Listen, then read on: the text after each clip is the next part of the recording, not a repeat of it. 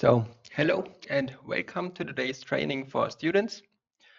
We're gonna have a great topic today. It's the finite element analysis. It's a big topic for software companies, since the finite element analysis is kind of the heart inside a statics program. So that's like the overall goal for today, to understand the finite element analysis and to also use it and learn its restrictions within a program. At first, let me introduce myself for a bit. I'm Thomas Eichner, and I'm working for Dlubal Software in the development of the dynamic add-ons.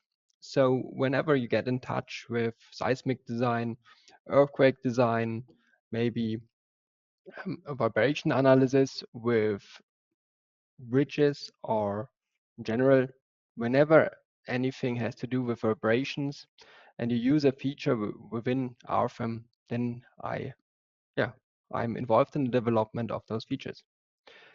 In addition, I'm also working for the customer support, and that's all about me. So with me today, there's Paul Sevolgin. Paul Sevolgin is also in the development, and his field is the intersections between different programs. So for example, the intersection between Rfem and RStep, and with other companies' programs, for example, Revit or Tekla. So Paul will be here to answer your questions. So feel free to just type in any question you have. We're gonna get back to the questions. And so he's gonna answer your questions, and I'm gonna guide you through the finite element analysis and through Rfem. So maybe let's just cut off my camera here. So regarding the questions, right now we can see the GoToWebinar panel right here. You can adjust your audio settings right on top with this wheel. And if you have any questions, there's this question mark button also on top. And then you can just use it like WhatsApp or and just enter your question right below and send it. And then my colleague will reach out with the answer. If there will be any questions left throughout the end of the webinar, we will answer them until tomorrow per email. So no question will be unanswered. Okay, then let's start with today's training, with today's webinar for students. We will talk about the finite element analysis. That's the overall topic for today. So instead of only beams, we will also treat surfaces a lot today.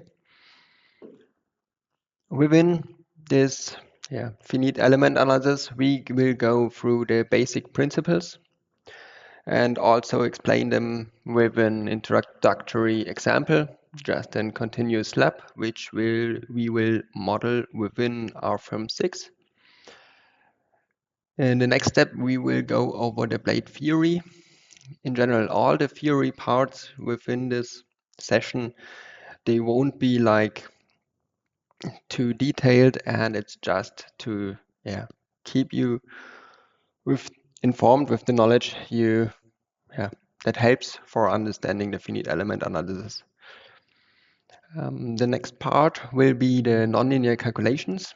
So there will be different ones, geometrically as well as structural nonlinearities. And for the last topic of today, we will treat the singularities, which are results in the system on which are just not really usable for design. And we will also treat measurements on how to counteract them. Okay, so let's start with our basics of the finite element analysis. As you may know from previous static lessons in your studies, there are two methods to calculate overdetermined systems. One would be the displacement method, and the other would be the force method. The force method, well, it's called force method since the forces are the unknowns in this solving process. Within the displacement method, we have the displacements as the unknowns. The displacement method is, in this case, more important for us since it is implemented within Rfem. So also most computer programs will use the displacement method. In general, the finite element analysis is used when an analytical solution of the structure is hardly possible. And that means we can't just create a function for, let's say, an 8-story building, which gives us the exact solution for every force we have there. Instead, we will take the help of the finite elements. And that's what we do with the finite element analysis. We're gonna take the real structure and we're gonna just cut it down or decompose it into a mesh of finite interconnected elements. So they're just like a specified amount of elements in the system and they are connected to each other then. We will see it in the next slide as well. There's some graphics for it for better understanding. Then what we also will need is to define the properties of the element continuum. We will have on the one hand connections between two finite elements, and within these connections we have like linked degrees of freedoms. I mean, you can imagine a plate connected to another plate, and at their intersection, let's say, the deformation in the z direction, so in the vertical direction, must be the same. That would be one example. The properties, so these exact solutions of these finite elements, will be calculated for the edges or for the corner points of these finite elements. Within these finite elements, we will use approximation sets to describe the internal forces, for example, inside one element itself. So one point, this decomposition of the real structure into a lot of finite elements, this is also called the discretization. And the discretization is a commonly used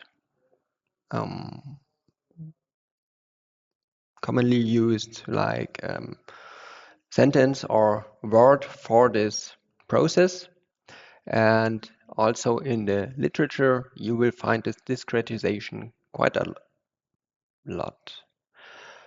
So let's go on with our graphics here. Here we have it again shown in 6 steps. At first, we have our discretization. So we will have the mesh of the structure. We will have in this case, we have a slab. And the slab is now divided into these finite elements. These finite elements you can see in the second point here. Please don't be confused with this with these elements within the elements. They shouldn't be there, right? So these elements are the smallest already. These are all our small finite elements. For these finite elements, we can define the stiffness matrix, the element stiffness matrix, as well as the element load vector. So we have the system, if we only inspect one finite element, already known. And in the next step, we will combine all of those elements, and therefore we will combine the element stiffness matrices and the element load vectors into the global stiffness matrix as well as the global load vector. And now for the understanding, there's this static equation which is called K times U is F, which means the stiffness matrix times the deformation vector is the force vector. And now, due to assembling them to the global matrix and vector, we have this K as well as this F. But what's not known is the U, so the displacement vector. And that's what we want to get to. So let's go. Now we have the total stiffness, so the total stiffness matrix K. And in the next step, we will use our support conditions. We can see it there. And use it within the displacement vector. So, for example, for this edge of the slab, we have a line support. And this line support, well, it is fixed in Z direction, which means the line can't move in Z direction. And that means each entry within this displacement vector, which includes the location of this line hinge, must be 0. So we will build this in our equation system. And when everything is set, we can just solve this equation system. And that's done right here within our step 5. We will solve the equation vector. We will get our displacement vector. And with that displacement vector, we can finally recalculate our internal forces. So that's the whole process. And now we can just jump into the program. I will go rather slow today, so you can model along if you want to. And this would be the best moment to start Rfem 6 on your computers. So it's all set up when we start modeling. First, let's talk about our investigation, what we're gonna do in the first model. We're gonna investigate a continuous slab. So we see it right here. It's just a slab with 3 line supports, one in the middle and one at each end. And then we're gonna investigate on the size of these finite elements. We also will investigate on the impact of these size of the finite elements on the results. And for having a good comparison, we will also compare directly to a beam element, which you would also simply be able to calculate with, for example, the Schneider Bautabellen. So, okay, then I would say we can start with our first model here. So for it, we will create a new model. Right on the top left button, there's this new model. We will call it 01 continuous slab.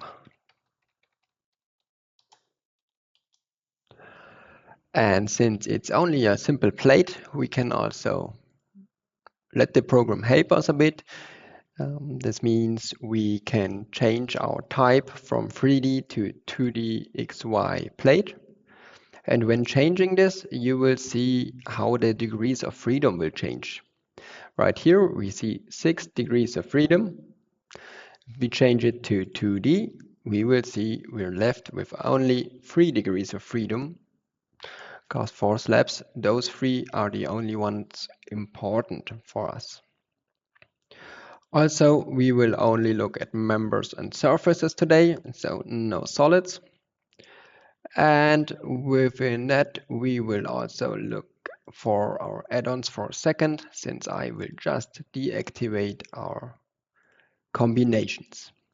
Since this is just not needed. We will just go and look at a uniform load of 10 kilonewton per square meter. So we don't need to combine any loading. Okay, and that's it. So we can press OK and find our empty model in the next step. There it is. So let's go with the view into the Z direction. We can go with our view cube or with those buttons here on top. That's pretty great. And there we are. So since we're gonna model together, or let's say to start from scratch, I will also delete all of my previous elements here. It means you just delete all basic objects. So there's no material defined anymore, no section, and no thickness. Now let's go with creating our first surface. Therefore, we could go here and just double click like the surfaces, or right click it and create new surface. What's also possible, and I mainly use this button since it's just the fast bar here on top. I will click on this button and then we can choose the rectangle.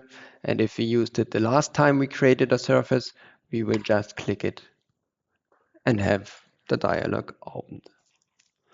So, and with the creation of a new object, Rfem will guide you through everything that's needed for its creation.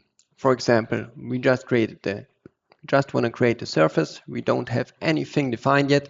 We will press on OK, and there's our error. We don't have a thickness assigned. Okay, that means we need to create a thickness. The thickness can also be found here on the left side. You could create everything as well on this, just with this data navigator on this left side, but we're going to go through this dialogs for it. So we will click here for the thickness, and the thickness can be interpreted the same way as a section for a member. The thickness is nothing else than, well, the definition of the thickness of this plate, as well as its distribution over the area.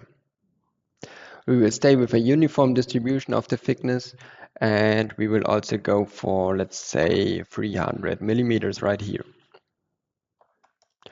Okay, and now we see here another thing again. There's a material dialog, and here's already this create new material. That means next step will be to create this material. And now we will see that we could define all of our material values, well, user defined, or there's also this book on top. And whenever there's a book somewhere in the program, that means we have prepared a library for you. So you don't need to search all the material properties on your own. You can just click on the library, and you would also have regional limitations here. Well, we have most international standards, and you can limit what's shown here by just clicking on your region, for example. Let's just leave it as all. And since we want to investigate on a reinforced concrete slab, or let's say a concrete slab, we will go for C3037. So I will just enter C30 here, and there we are. We already have here the C30. So there are different standards for the C30, but whatsoever, we will go for Germany in this case. And if you can't find the Germany right away, you can just pick whatever C3037.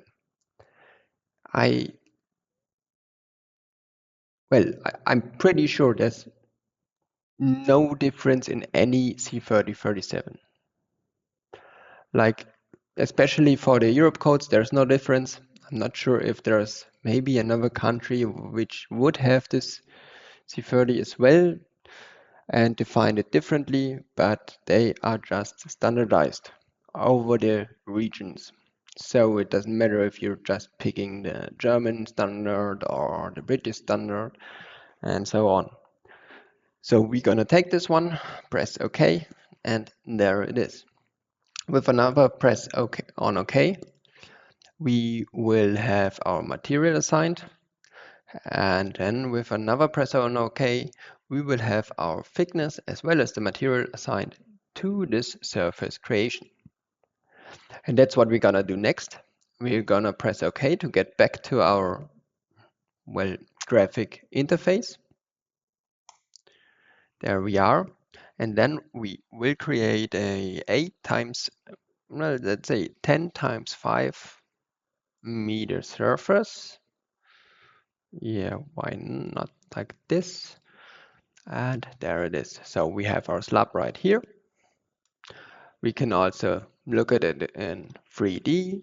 We can use our display model settings for showing them, let's say, transparent or filled. This view is always good for, let's say, bigger structures when there are more surfaces under each other or they're overlapping kind of and stuff. So we can pick them better with this dotted or lined line here. Per double click on it, we can adjust it, but that's not needed right now.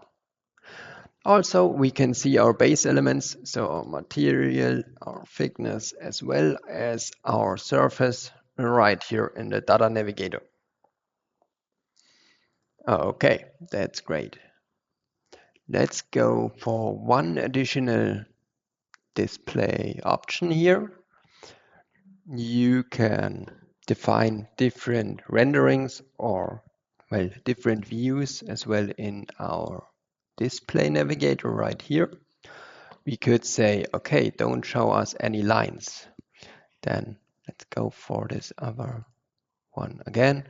If we deactivate these lines, these corner lines will disappear. And with this, you can you have your own possibilities on what you want to see and what not. In addition, there's also this bottom here where we can influence our rendering. And if we go here on our rendering on this model, and then we see the solid model options, and further in the surfaces, we could also show them with the thickness. So that's just if you want to have more like an architectural view, and you could activate this. However, since it's a static program and we will use it for statics, this kind of 3D element, because like a real plate has a height as well, but in our finite element analysis, we will treat this as a 2D element. So it will have just 2 dimensions. Okay, let's leave this here. That's not needed anymore. So what we did now is we just created one plate. And this plate would just fall down right now. So what we need next would be our boundary conditions. And for those boundary conditions, we will also need a line in the middle of the surface. So that's what we're going to do. We're going to take this create line function. We're going to go in the middle on the top as well as in the middle of the bottom. And there it is. So our lines are set. We can also show it in our other display mode so we can see the line better. And now we want to apply our support conditions to those lines. That's completely simple. We're just going to take our quick button here on top. Or we could also go for our types of lines, for line support, and then assign them. However, since this is the most used tool here on top, and it's quite fast. We're gonna go for this procedure. Let's take it, and let's also look at this suggested hinged line hinge. And now we will see the benefit of our early decision to model it in the plate dimension and not in the 3D domain. And that's quite simple. The program now helps us since we are in 2D plate. We don't need the deformations in the horizontal directions anymore. And we don't need the rotation about the z-axis, which also would be kind of deformation in horizontal direction. So with this, we only really wanna hold like the z direction on this lines, and that's already set within this preset hinge. Let's go for it. Here again, and then we will apply those supports to our lines. There they are. We can also apply the loading next, which will be just a uniform load, uniform surface load of 10 kilonewton per square meter. And with that done, we can just assign it to our surface here. Okay, and there it is. So our loading is done, our supports are done, our system is already ready for calculation. Just another hinge, just another hint. We can also adjust the size of supports as well as of the loading if we want to have it as changed. And yeah, then maybe let's just create our further plates for the investigation. Maybe you saw it already on the PowerPoint file. We will need 4 plates to investigate, which means we will go again and select everything within our current system. We will then right-click it and take the benefit of our move and copy function. Let's click here and let's also check this create copy button, which is really important. The next step, we're gonna copy it 3 times. We have a length of 10 meters.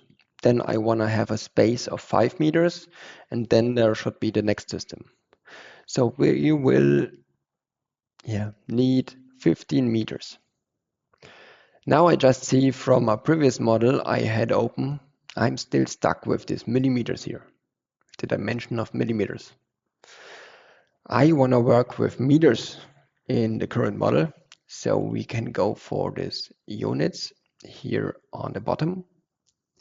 We can click on it, and then already this red arrow will help us what units are used in the current dialog. And we see we have here lengths, millimeters, and we're gonna just change it to meters. Gonna prove it here and set our displacement for the X direction to 15 meters. When it's done, we can confirm it, and there our new models are. Now, what we see is that our grid is not over the whole system anymore. So we want to adjust also our grid here. And that can be done with a right click just anywhere on the screen and just click on the work plane and grid options. And within here now, we can say, okay, we have right now 30 dots, from here. That's not enough. What we want to have now is I'm just gonna put a lot of points here. Let's pick 200.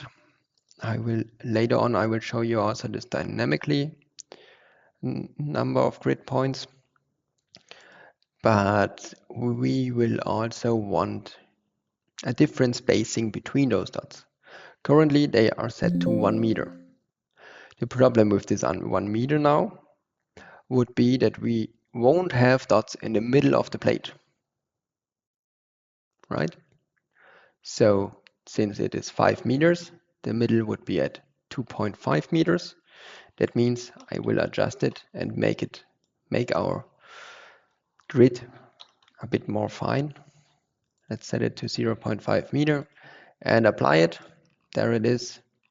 Now we have our grid. Yeah, and it's quite better. Okay, so we have that. We can also look at our plates in 3D for a second. Let's go like this. Looks okay for this short duration of time. We just created 4 cool systems. At least simple systems. Okay, so in the next step, we will go for the Z view again. And as I previously mentioned, we want to investigate on this size of those finite elements. So maybe another hint, if you double click your middle mouse button from anywhere here, you will get back to the system and the screen is just adjusted to have all of your system within this window. Okay, so since we want to investigate on the size of the finite element mesh, we will also want to have those labs to have different finite elements.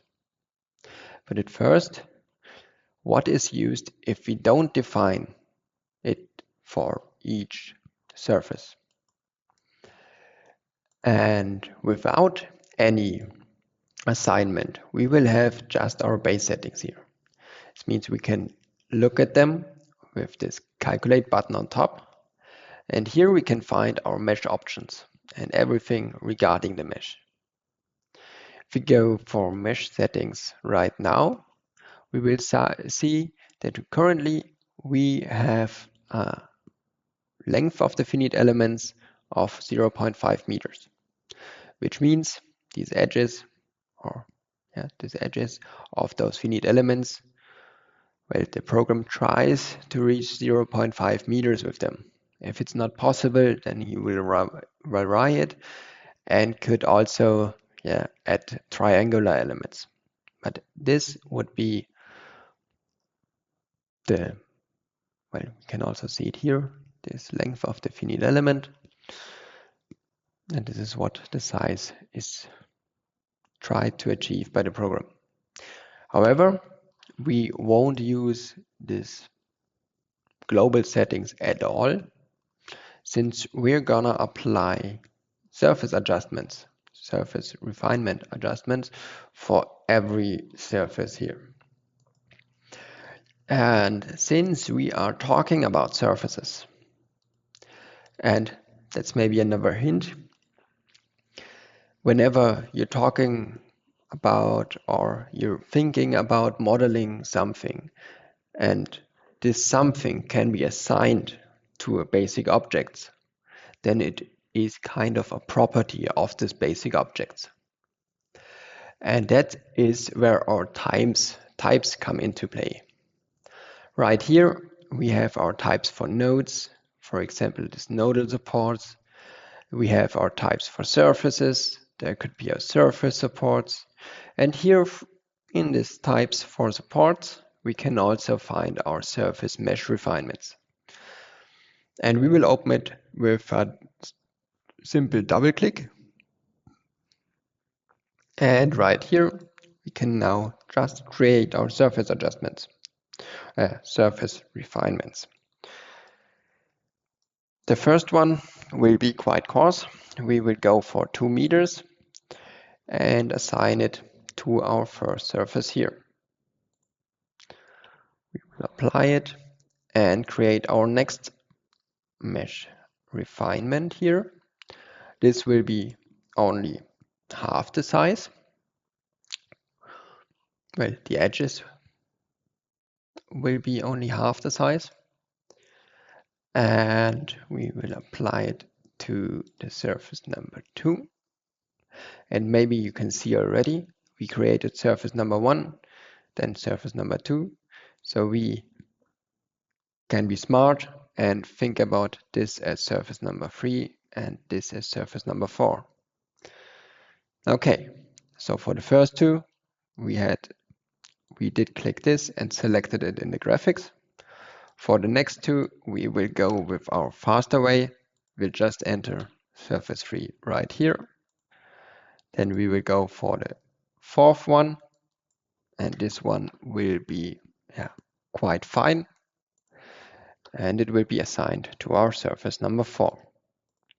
We will also see on which surface each mesh refinement is applied to here in the brackets. And now with OK, that's quite important, or the apply button first, but that's important. If you press cancel, everything we did within this dialog is not saved. So we will press OK. And before I press OK, I just wanna have this here. So you will see what happens right here. Let's press OK. And there it is. We now have a new rectangle within our surface. And those rectangles, we can see it also for every surface. Maybe like this. Shows us what the desired length of these, or the desired size of this finite elements will be. So here, our quite coarse 2 meters length. And here, well, we would have to zoom in to even see how big this element is. So that's really fine. Okay, so now we have the system created. Now we can go on and create a little helper for our interpretation of the results. Since surface results are not the best to interpret within the surface overall, we could also create a section through all of those continuous labs, and then we can evaluate the results just within this section. That's what we're gonna do. Now the section is no property of any basic objects. So it's not only like the section can cut a solid as well as it could cut a surface, and it's why it's not a property of a surface, for example. And for that case, we have something called this special objects. And within the special objects, we will find our result sections right here. We're gonna double click on it, and within this window, we could adjust in which directions this cut will work and in which direction it is displayed. Gladly for us, this Z direction is just fine, and we can go with all this predefined stuff. The only thing we need to define is from where to where does this section go. So kind of the boundaries of this section. And for this, we will use this 2-point selection right here. Go into the program, and I am a bit, I did this quite a lot in the past, so I don't need to zoom in to find the right node. And we can just go for the middle of both of the end plates. Let's go for this. Let's press OK, and let's turn the model for a second. And here we see it. Oh, maybe it's better to just use this -YQ. And there we see the section right here. Okay. So our surfaces are ready to go. Let's maybe show our filament of those surfaces again. And for the comparison, we said we also want to look into the results of a just simple constructed beam. That's what we're gonna do next. We're gonna create here this new member. And within this member, we will have to apply a section since we don't have any. It's like the same procedure as with the thickness before. Let's go for it. Gladly, our right material is already selected here. And we will have to adjust just the section dimensions. So, and what do we take here? For the height, it's quite obvious. We will take the same height as for the slabs. But now let's look at the other dimension of this section. We have 5 meters in the width of the plate. However, we now don't need a 5 meter section here. What we do need is a 1 meter, so 1000 millimeter section right here. And the reason for this is the results of surfaces are displayed per meter. And the results of members and beams are just shown in pure kilonewton. It's not kilonewton per meter, it's just kilonewton. So if we would have 2 meters here, it would be still just kilonewton. And so to have this per meter within the results of this member, we will just pick a 1 meter section here. Press OK here and also press OK here. Will get us back to a graphic user interface, and we will be able to create our 10 meter long member. This is done now. Now I see I have here some member representatives. They wouldn't be needed. Let's see if we can just deactivate them. I mean, like, it doesn't change anything. It's just, they are just some help, but I don't want to have this dot right here. Okay, now we want to have supports again, but we are missing this one node in the middle. So what we're gonna do is we're gonna right click on the member. We're gonna go for this member and we're gonna divide it with n intermediate nodes. There, just one is enough, and we can just create the division. If we would now press OK, then this member would be 2 members which are still connected here in the middle, but we can also use our on member nodes, so this member won't be divided. Okay, maybe as a hint, it wouldn't make any difference for the results. The only difference now is that we still have 1 member. We still have also, if we go for the basic objects, here still only 1 member. And it's, you can have fewer objects within your model with this. So also, if we hover over this node, we can see that it's defined with 50% of this member length, which also means if we now change this member in the length, also the place of this middle node will change. So we don't need it. So let's go back to this 10 meter beam and now apply our support conditions. So for this plate, we did only fix the Z direction. Now for the member, if we think about it, if we only fixed the Z direction of this member, that seems okay in the first step. But the problem is it could rotate around its own axis. This is not possible with this line hinge for the surface, since let's say supported here and here, so no rotation is possible. But with this point nodal support, we don't have this interaction kind of. So we need to also restrain this rotational degree of freedom. So we will go for this nodal support, and we will look at our predefined hinged one, and there it is. And now there's the point I just said.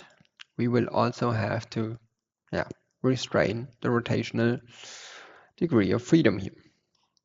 Now, we would only need to restrain the rotational degree of freedom on one end or on one node, and we wouldn't need it on the other two, but for simplicity I will just apply it to all three nodes, since for the results again it doesn't really matter in this case. Okay, so there's one more thing, and that's that we need to load the member in the same way as we loaded the surfaces. That means we will take our member load here on top. We will take it and just apply 10 kilonewton per meter to our member. When it's done, we have it right here. Okay, now our system is completed, but I just remembered I also want to have something different in the material. So now we want to change the material. There are different ways to go to. We could go per double click into our surface and go for the material and so on. That would need a few more clicks. The simpler way would go like this. We will take the material here, double click it, and we are in all the properties of the material. And now what I want to change is this Poisson's ratio. So that's kind of a value that describes the influence that, let's say we have a force direction, or not force direction, an internal force that makes pressure in this direction. This Poisson's ratio would give you information about how this internal action in this direction would influence the perpendicular direction. And since we are comparing everything here with each other, we don't really want to have this impact here. So we want to set this to 0.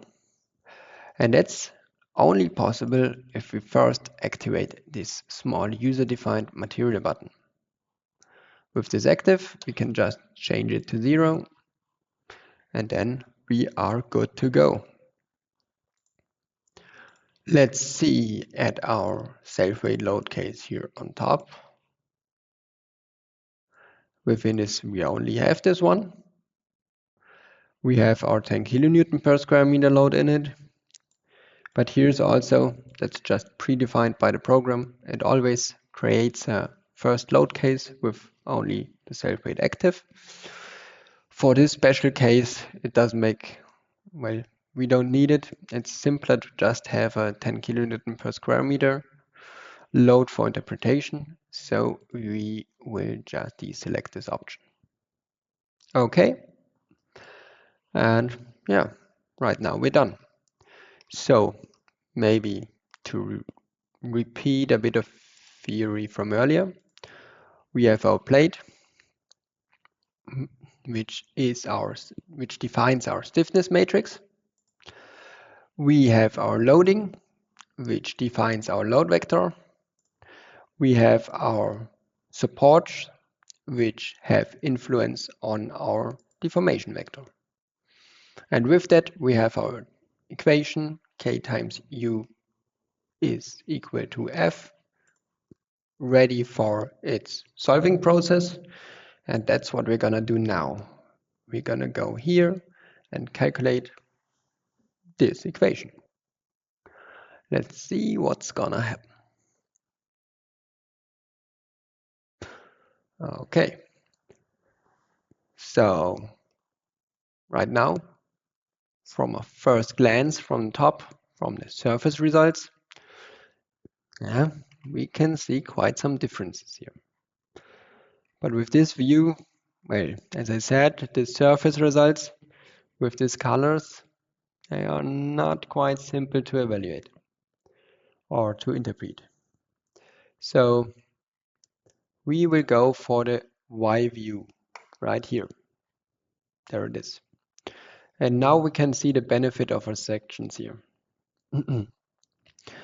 We now have, like with this section results, something that we can compare quite better to our member results. We could also like change our deformation right here. See it right here. And let's stay with that. So next thing is we don't have any numbers on the left side. That's something that bothers me since it also makes the comparison quite hard.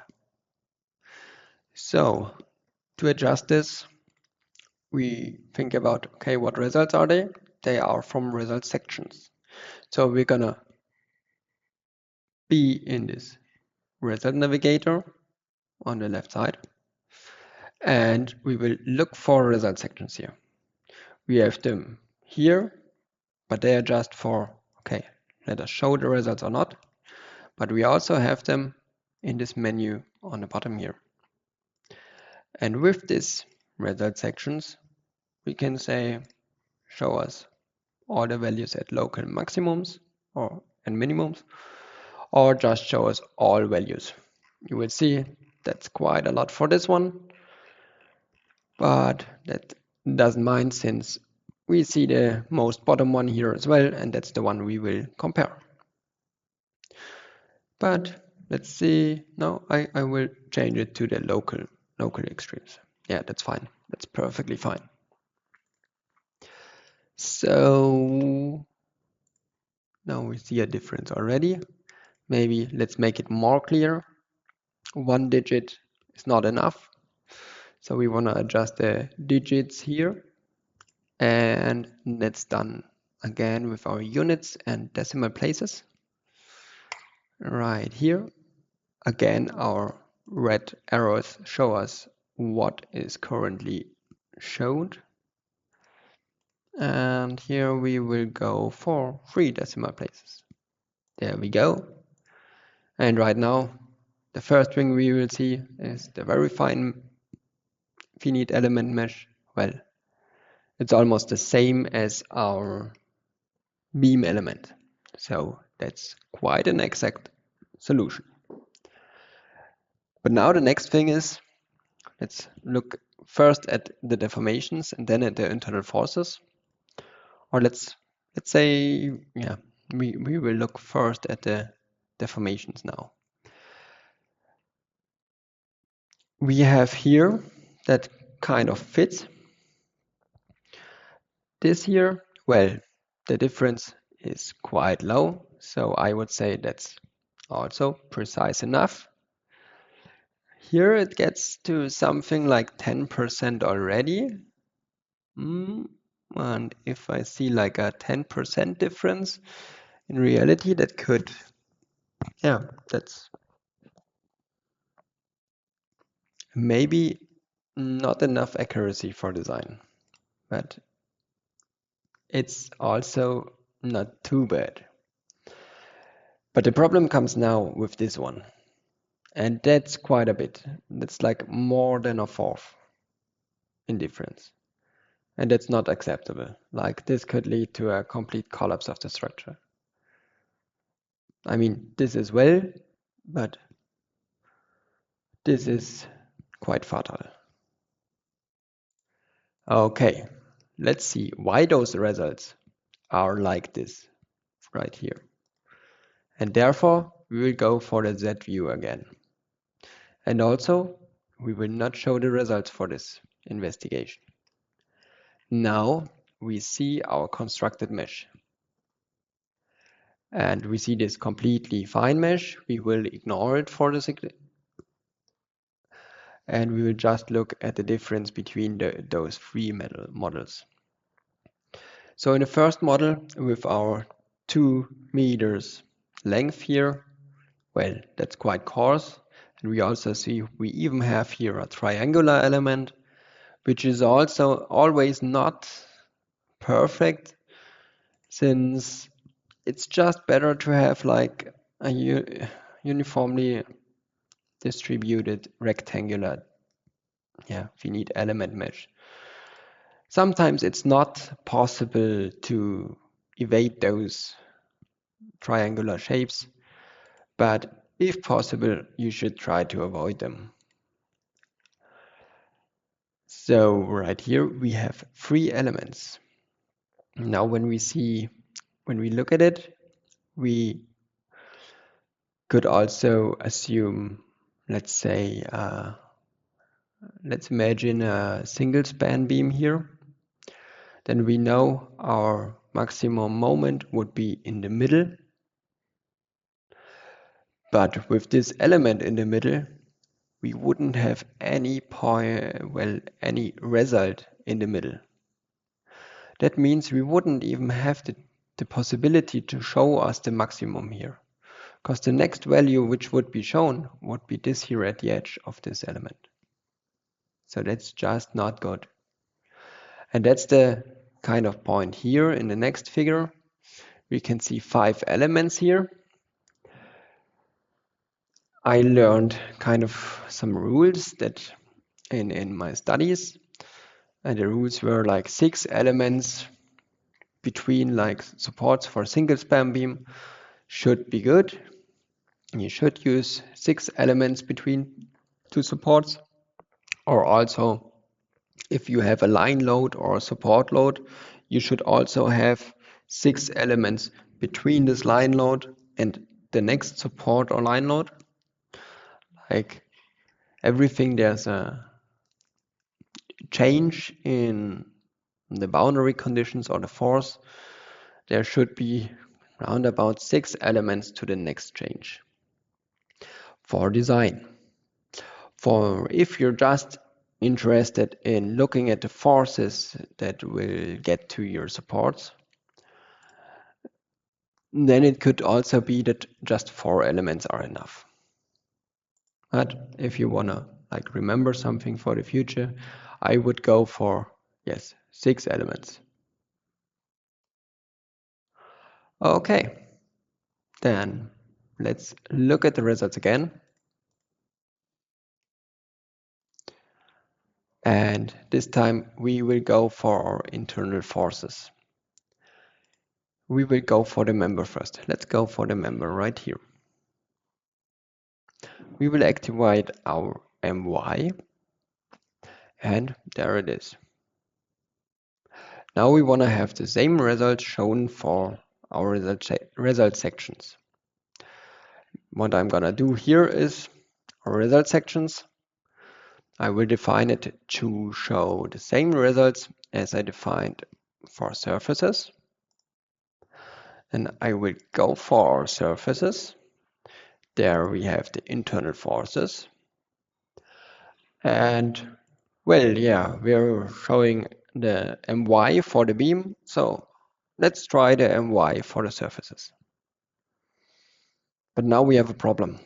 They are, well, it's like not the same, right? It's just nonsense. And also we see the difference. We have for the coarse mesh, we have something, and for the fine mesh, there's nothing. Now for the explanation, we have different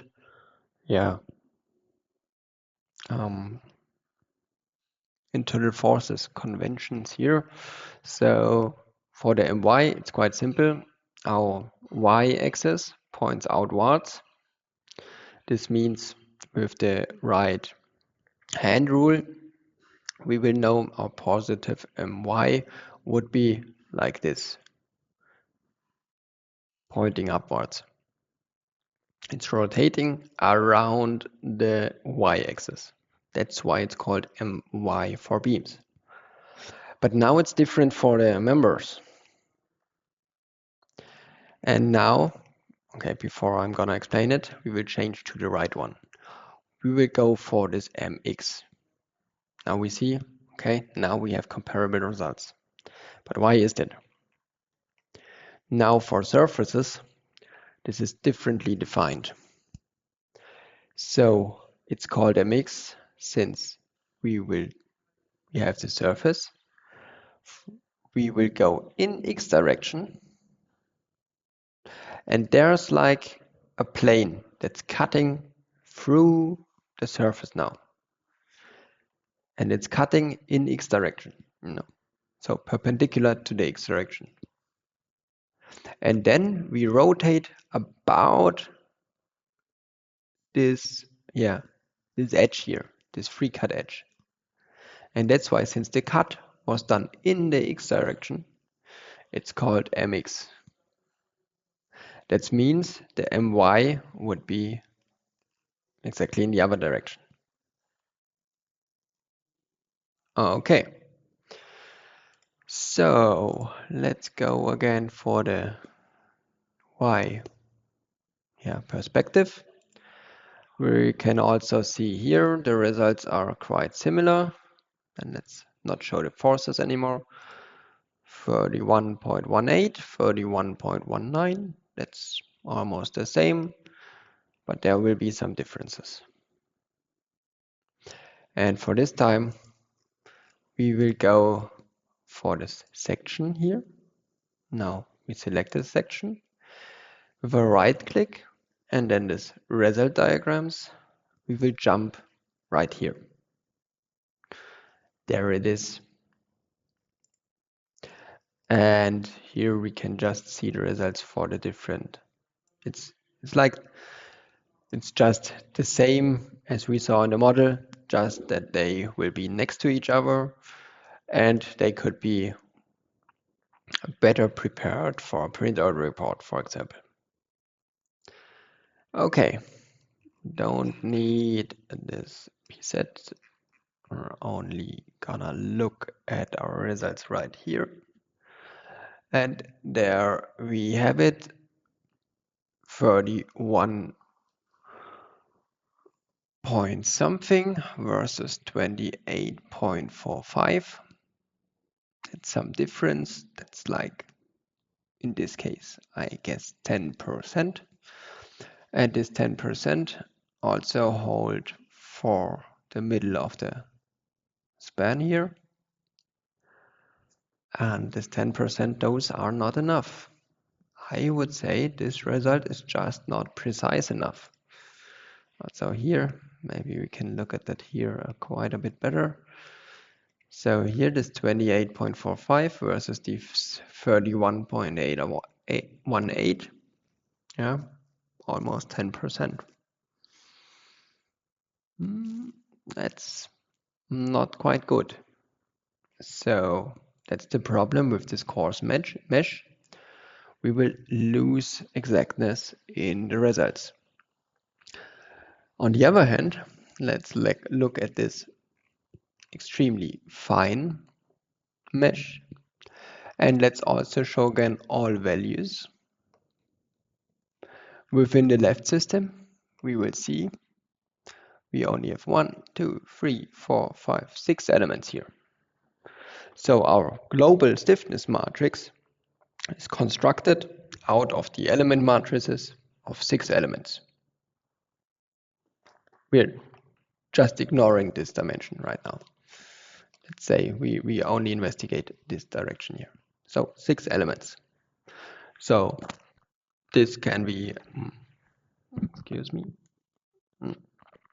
So this can be, quite fast be solved. It could also be almost calculated by hand, not like fast, but it could be. But on the other hand, if you look at this one,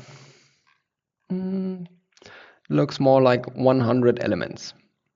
and this means also 100 kind of degrees of freedom here between each element.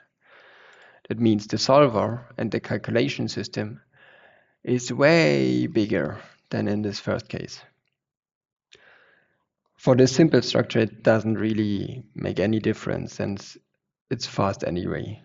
But if you think about like a 20-story building and you would go for a mesh which is fine like this, or if you think about my dynamics field where we not only have the spatial dimension but also the time dimension, and we're gonna calculate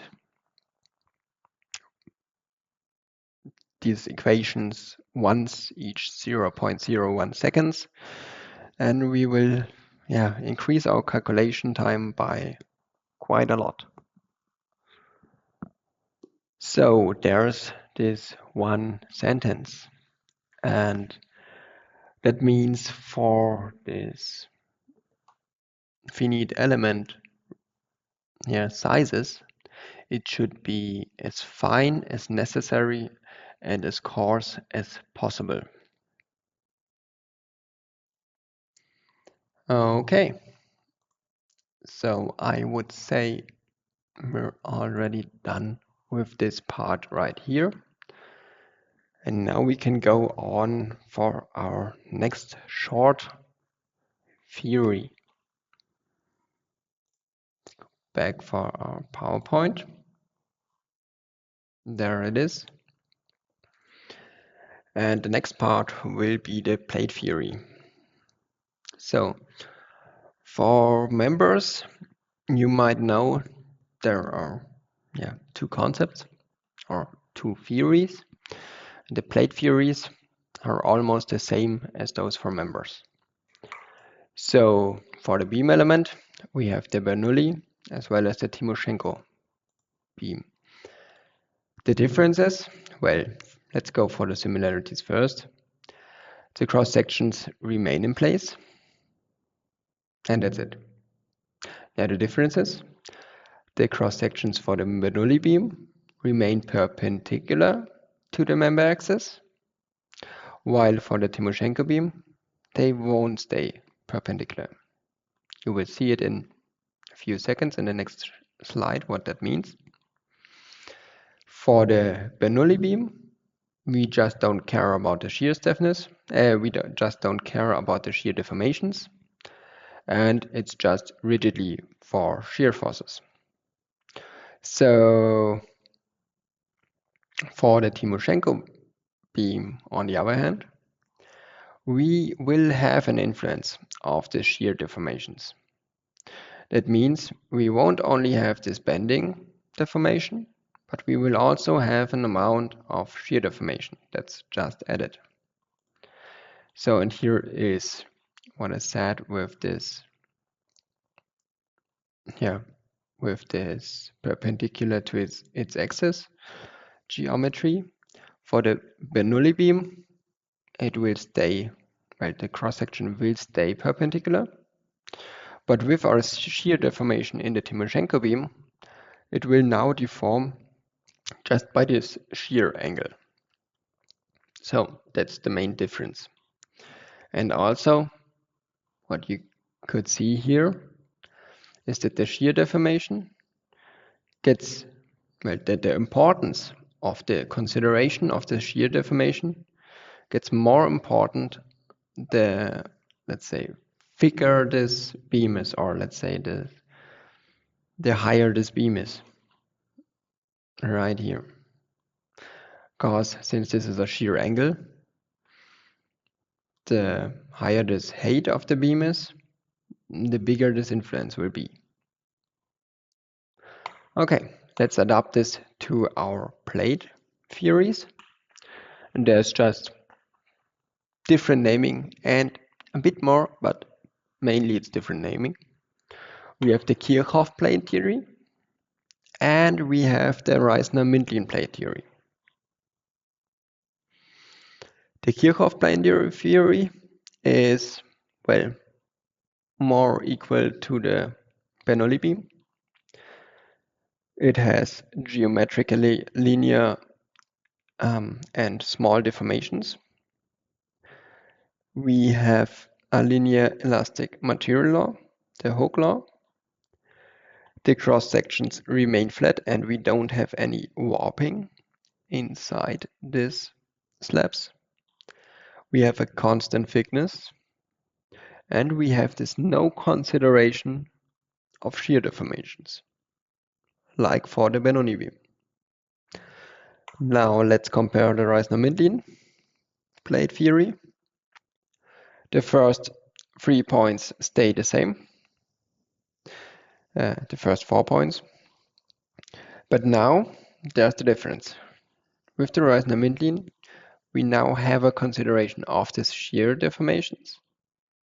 And we also have a consideration of the transverse and lateral strains. So let's go for this one.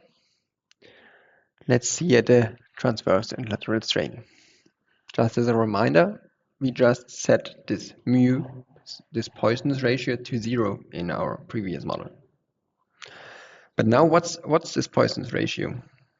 Well, as the title says, it's a factor that says on how the lateral strain will be for a force in its perpendicular direction.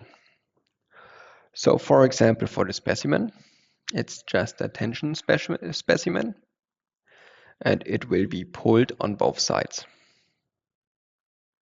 So we will have it pulled here as well as here, and it will deform by delta L. Well, now with this Poisson's ratio, we define on how the section, in this case section, will shrink. So the change in the length will come from somewhere. And with this Poisson's ratio, we will define how much it will come from the other directions, kind of. So how much the impact of this longitudinal force is for the other direction. Okay, let's go into the plate theories again.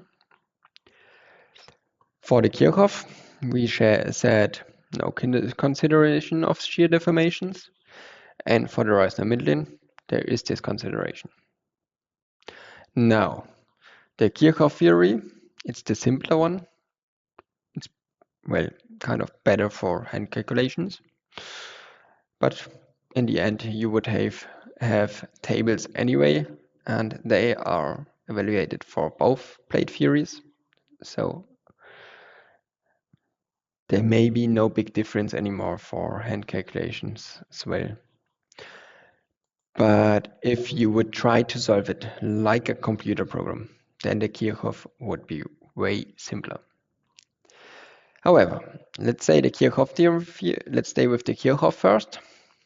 It's called the theory of thin plates, since as we learned before, the higher the plate, the thicker the plate, the higher will be the influence of those shear deformations. That means this Kirchhoff theory is limited to thin plates. Also, we have this pure bending load bearing capacity, which means compared to the Bernoulli beam, that we also have had this deformation only from the bending and not from the shear force. And well, it's just a simplified approach. And with that being said, Rfem is not using the simplified approach.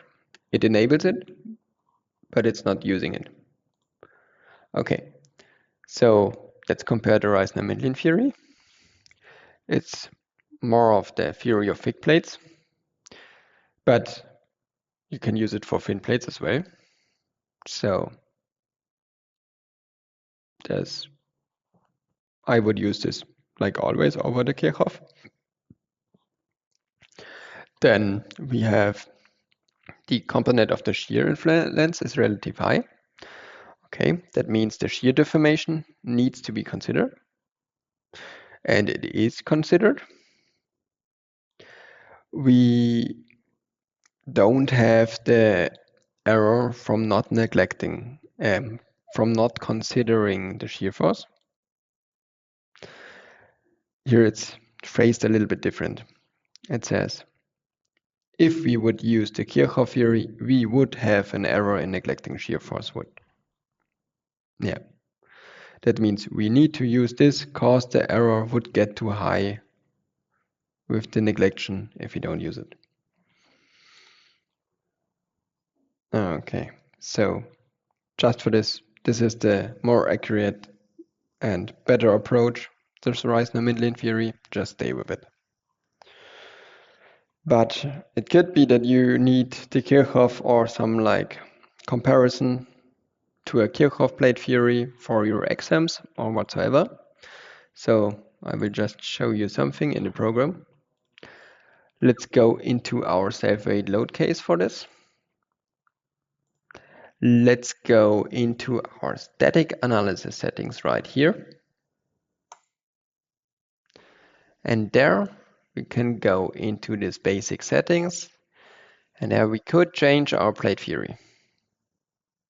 So if you're interested in calculating something with the Kirchhoff plate theory, then here's the place you could adjust it in the program.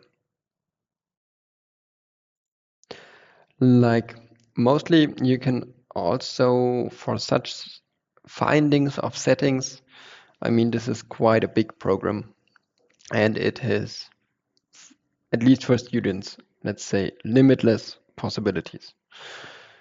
If you think the program can't like consider your investigation, and it's most likely that you just need to find the place where it is in the program. For that, it really helps to use our handbook, or let's say, for example, this Reisner-Mindlin and stuff. You also have this short helper here with our Mia, with our AI assistant. It's also on the homepage, and you can just write your question to her and she will send you like an FAQ or the direct link to the place in the handbook and so on. And then you just get like a GUI screenshot where you can find it. So that's like, I know time is rare, so this will help you be faster. Okay, then let's go back to the PowerPoint, but I think we're done there already. Exactly, so we're done here already, and that means we can jump back into Rfem. And for the next few models, you won't have to model along. I prepared some models already, so this is something you can just watch right now. And yeah, exactly. So we have right here a frame with tension members. What does it mean? That means we have nonlinearities. Just for one thing here, since we're treating nonlinearities, let's also define what a nonlinear calculation changes within Rfem. The biggest problem within those nonlinearities are that we can't use the superposition law anymore. Means if you remember, like the first semester, you would just calculate the first load case, let's say self-weight. You will get your moments, you will get your shear forces as results, and then you will pick your next load case and you will calculate it independently. You will get your results, you will get your internal forces, and for achieving the final result, you will just add them, because why not? And that's right for linear systems. The problem is now with nonlinear systems, this is not possible anymore. because the loading from the first load case can influence the system in a way that it changes its behavior for the other loading. And that's something that can happen with different applications. One would be the geometrically nonlinearity. That means if we have a geometrical linear system, we will apply a loading to a structure, and the internal forces will be calculated for the undeformed systems. So we only have we only need to solve the equation system one time. Now, a geometrically nonlinear calculation includes p-delta effects, it's the second order analysis. That means we will apply a loading to the system, it will deform, and then we will again investigate the deformed system under the loading. It will deform maybe quite a bit more, and we will repeat this process until this change in deformation is, well, extremely, or when this change between two iterations is quite low. So what we have there is we need to do this calculation multiple times. And this already gives the hint that it's gonna take quite longer than a linear calculation, right? Since you just have to calculate it again and again. And another possibility is the nonlinear material behavior. We will have an example for this later on. Another example would be the nonlinear behavior for elements, for hinges, for supports, for members. Let's take a support, for example. If you have a foundation and it's just lying on the ground, then the ground would take the pressure from this foundation. But let's say if we have some helicopters trying to pull the system up, the ground won't do anything to hold it down, right?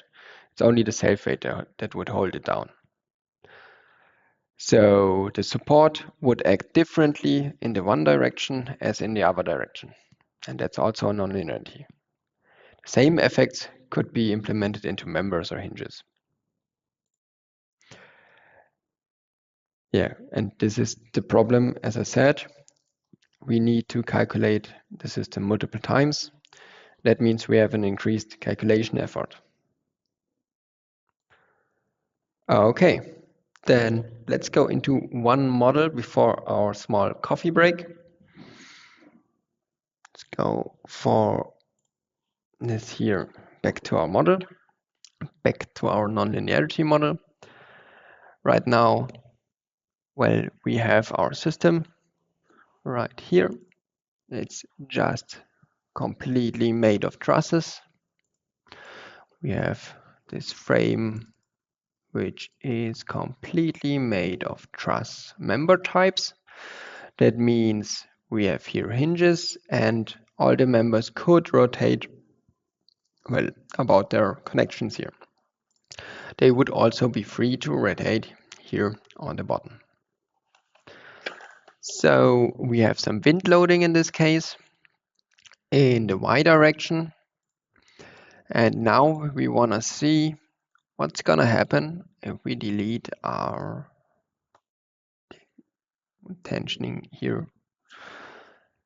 And yes, let's just calculate it and see what happens.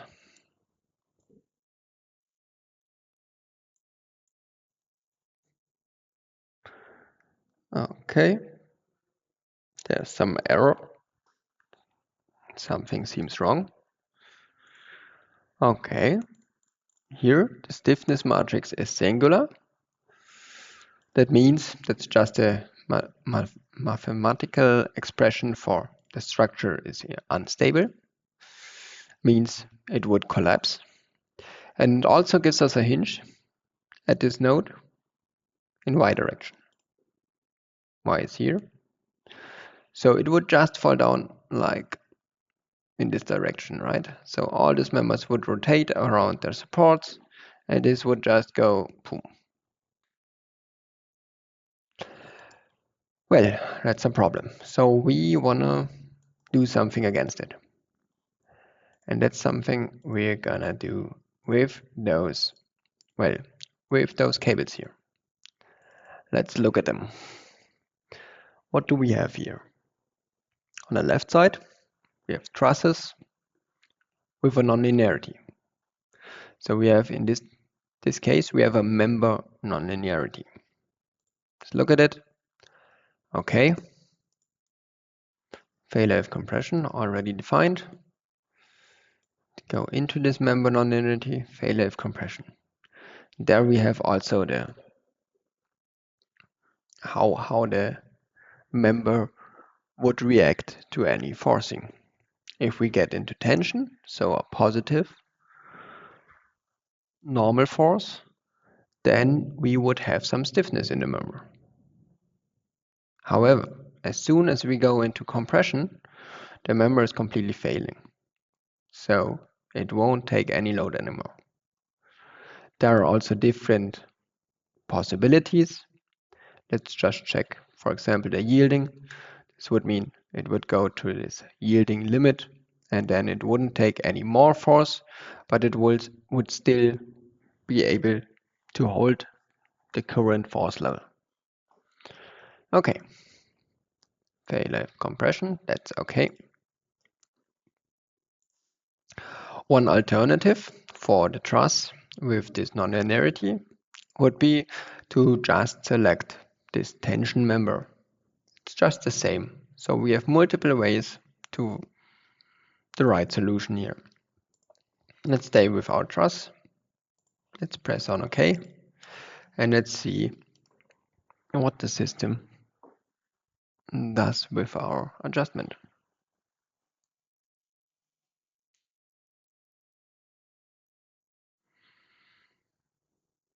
Okay, and there we see something. Well, it's not unstable anymore. That's great.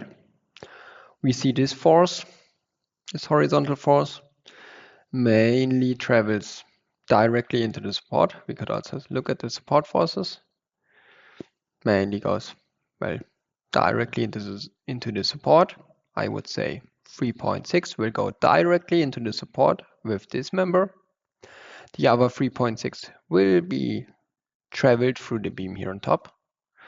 And then we have this tension member, which will redirect most of the force back to the support. And what's with the other member here? Well, if we think about it, and if we look at our deformations as well, let's do it like this. Then we see this member, compared to its origin placement, it shortens. And if it shortens, that means it would have a pressure force. But we told the member to not be able to take pressure forces. That means it fails.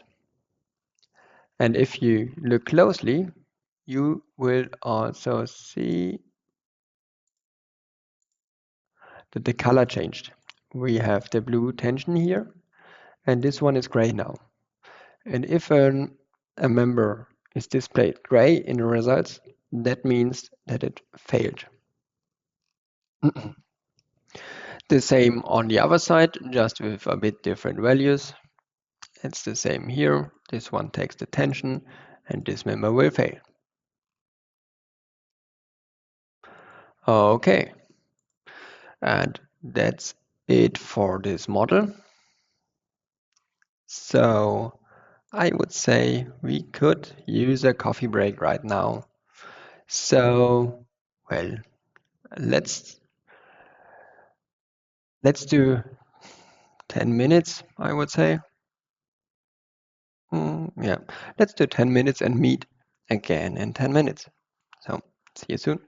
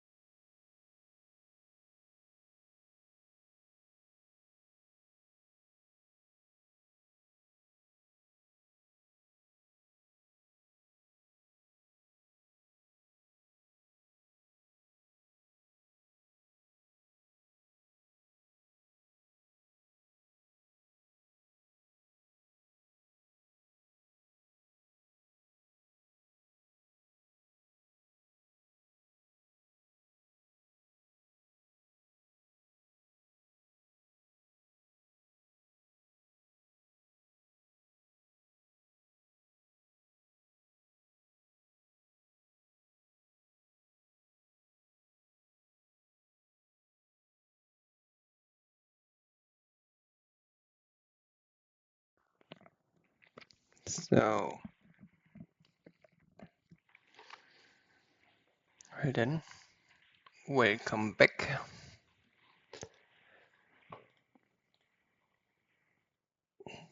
Then let's continue with another nonlinear investigation. So, with the next model, like I said, the next 4 models, you don't have to model along. You can just watch and interpret the non-linearities with me.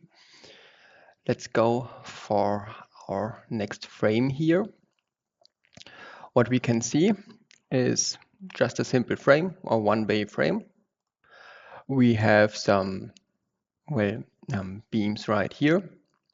This beam is just fixed in vertical and horizontal direction at the bottom, and it can rotate about this support. This top beam here, it's a truss, so it is kind of a hinged joint here, and it could also move to both sides without those cables in the middle. And in the middle we have, just as we did in our example before our break, we have a tension. Well, in this case we have a tension member type. So it can only carry tension forces and it will fail on pressure forces. So the loading is quite simple. We just have a vertical loading of 100 kilonewtons on both of these points. So let's look in our load case right here. We have a geometrically linear analysis setting here. So that's getting us to the next point of nonlinearity, and that's the geometrically nonlinearity, which we will investigate right here. Let's just calculate the model with this first order theory. And let's see, it's working. And now we see what happens here. We have the system, it's just gonna deform in vertical direction. That means these tension cables would shorten. That means they would need to take pressure, and that means they are gray now since they both failed. Now, what we want to do is a second order theory analysis. That means the program automatically adjusts a very small deformation in one direction and will investigate how the loading will impact, how this, let's say, imperfection will impact the analysis. So for it, we will go here and just change to our second order analysis. We will press OK, and also we will calculate the model again.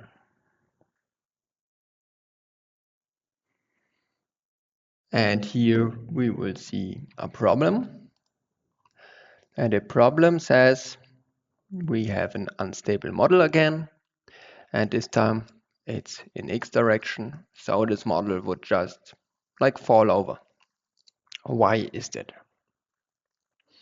When we think about our first case, where we had the geometrical linear analysis, it deformed vertically, and those members shortened. They both failed. So what the program does now, within the second order theory, it will make this first calculation. Both members fail.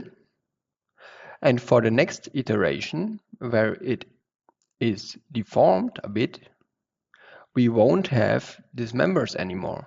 That means with this deformed system, the next iteration would move it. And the next iteration would move it again. And it won't, the program won't be able to find an equilibrium for the system anymore, since it's just not like stable. So in reality, what would happen? We would have the force, the system would go downwards, both fail, that's okay.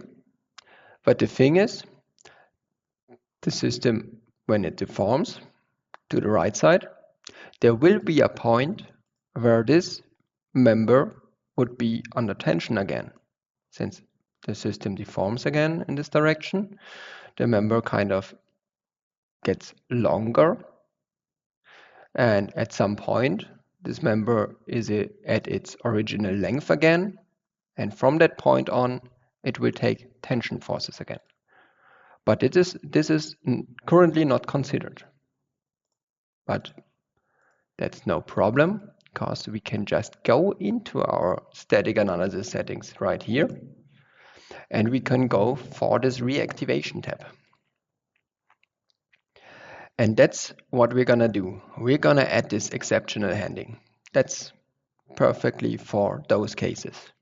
That means we will only remove we will only have one failing member each iteration. So with this active and with a new calculation, we will now have a stable system again. Here we can see. And that's exactly what I mentioned before. Now the system deformed a bit, also in horizontal direction, because of the second order theory. And this member now takes tension forces. Well, they are incredibly low right now, since the second order effects are comparably low due to the only vertical loading, but this setting helps to reactivate this member again. So if you get into problems with instabilities and nonlinearities, then one setting option would be here within those reactivations. Okay, that's it already for the system. Let's just jump into nonlinear supports. So right here we have let's call it a cantilever. Without the support it would be. We have a cantilever, and that's forced with a single point load of 15 kilonewtons here on top. And we have a support that holds it right here. Okay, so for the comparison model, we added a nonlinearity to this support. Let's look at that nonlinearity. Here it is. And we can see in the x direction, which is also shown right here, in this x direction, we have a failing support now if the reaction is negative. So let's see here, just maybe one more hint. Our support reactions are always shown as external forces. We would have a force that comes to that support, and the support reaction is in the opposite direction. Just as a hint. Now let's look at the results.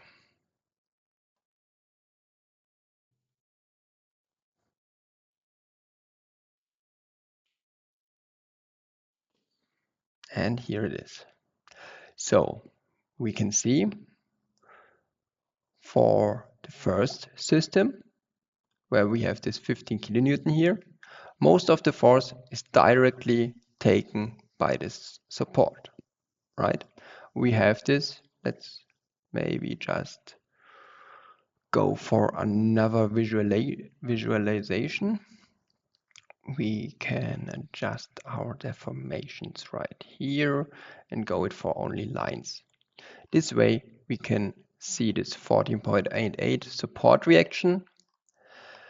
The support direction looks in the positive x direction, but just as I mentioned, this is visualized as external force, and the force that really comes to that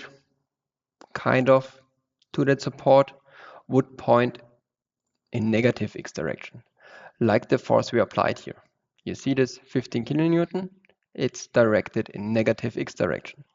So there will be a force to that support in negative x direction, and for that support to be able to withstand, well, or to have zero deformation, it needs to have a reaction force in the other direction. That's why this reaction force is defined in positive. But that's important now for our next system. Let's go for the sections again. And this time, this support will fail. And we defined the failing if the support gets like a negative x force. And that's what I meant, because now this would be interpreted as this 14 support force from the left system could be interpreted as a positive support force, and it's true. But for this nonlinearity, it's important what force is coming to that support, right? Okay, and maybe just for the last thing, I also changed the direction of the force, and if we change the direction, then the support is active again. You can see it here. We have forces again, and it's active again. Okay, so now we get to like two more interesting examples. Let's go on the first one. And that's a practical example. What we see here is just a simple ladder. This ladder just leans on the building, so it's only supported in x direction, right? So it leans to the building and it's only supported in x direction. On the bottom, it stands on the ground, so it is supported in z direction. We could also implement a failure if negative, but that's not needed right now since we only have vertical forces from the top to the bottom, so it's gonna hold anyway, so this is not needed. It's also a hint for the future, like you try to model your system as simple as possible for your investigation. So you don't need to apply every nonlinearity there is, because it's just making things more complex. You just try, okay, what do I want from my model? And with this thought, you're gonna start modeling. So there's no like sense in over modeling, I would say it. Just model what you need and nothing more. Okay. So for the other two directions of the supports, we defined a friction. So with the friction, let's look at it in the x direction. We have this friction coefficient of 0.2. That means the support can hold 20% in horizontal direction of the support force in vertical direction. So if we have 1 kilonewton in vertical direction, then it will be able to hold 0.2 kilonewton in horizontal direction. And if the horizontal force gets higher, then it's just like yielding. Okay. With that said, let's go for our loading. We can see it here. Now we have a person of 100 kilograms, and this person is gonna walk. It's just gonna walk upwards on this ladder. Okay. Let's see what happens. We are just gonna calculate all, right? Maybe you could also think in the meantime, what happens with the horizontal force here needed if the person goes up.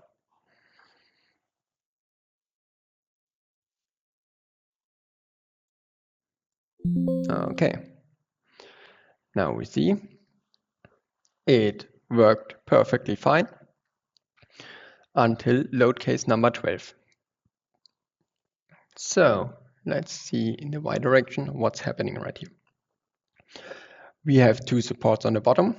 That means our 1 kilonewton person does, well, the force splits into both supports on the bottom, and each support has now a support force of 0.5 kilonewton. 0.5 kilonewton, we had a 20% friction. That means 20% of 0.5 would be 0.1. That's the maximum possible horizontal force this support would be able to take.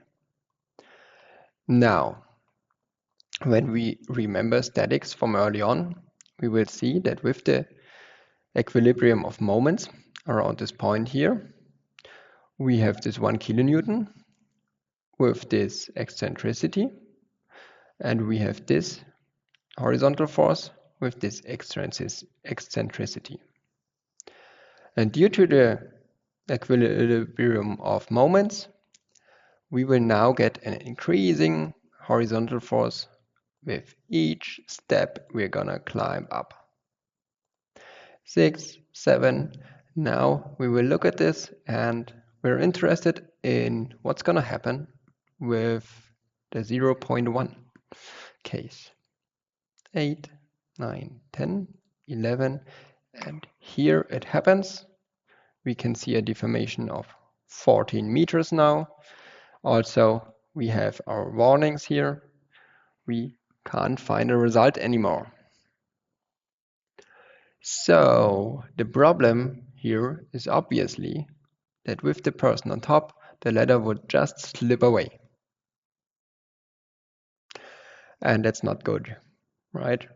So there are different measures to counteract this, to make it possible for the person to climb higher. One would be someone just holds it, and we have two hands as horizontal supports, but that's not the case we're interested in. What we're interested right now is to have another person just standing on the lowest spross here. And that's what we're gonna simulate right now. We're gonna go for a load combination now. And with this load combination, we will go for one man or one woman on the highest spross and one on the lowest spross. Okay, we applied it. We also see what we're gonna simulate right now, and we can directly go into our results.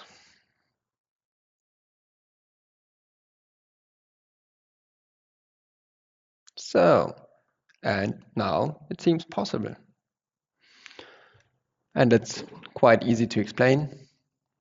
Just from these support forces, instead of having this 0.5 kilonewton per support, we now have 1 kilonewton per support.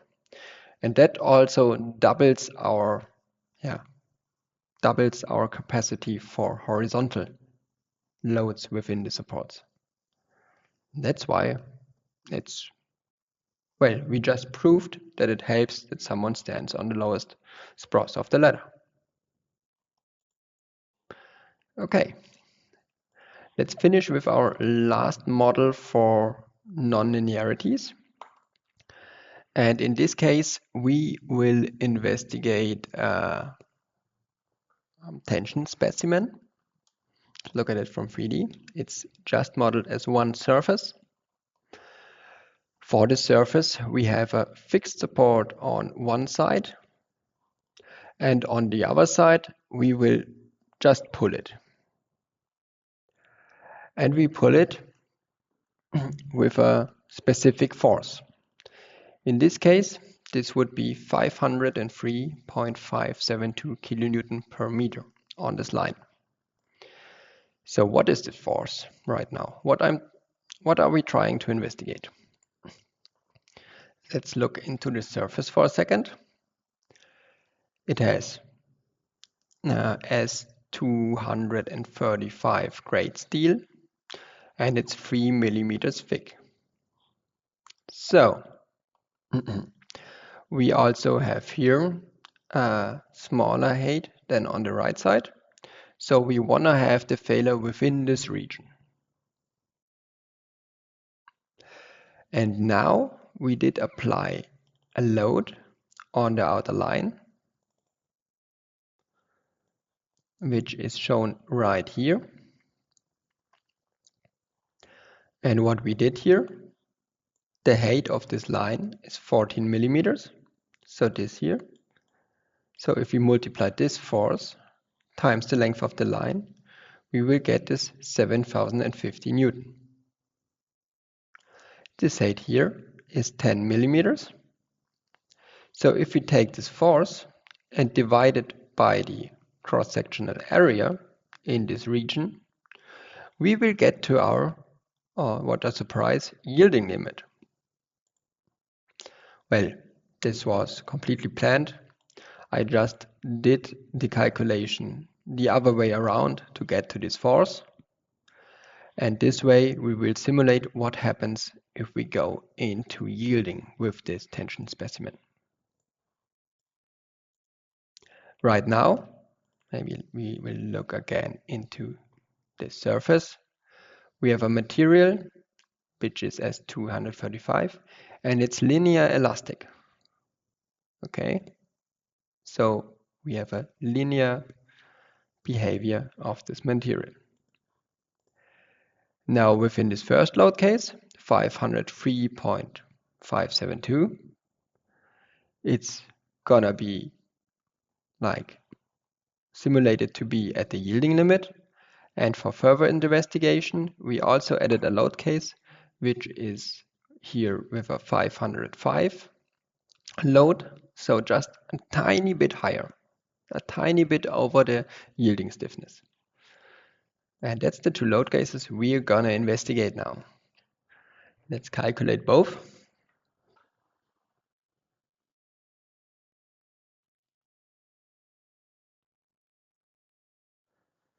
And exactly, now we can see the results right here.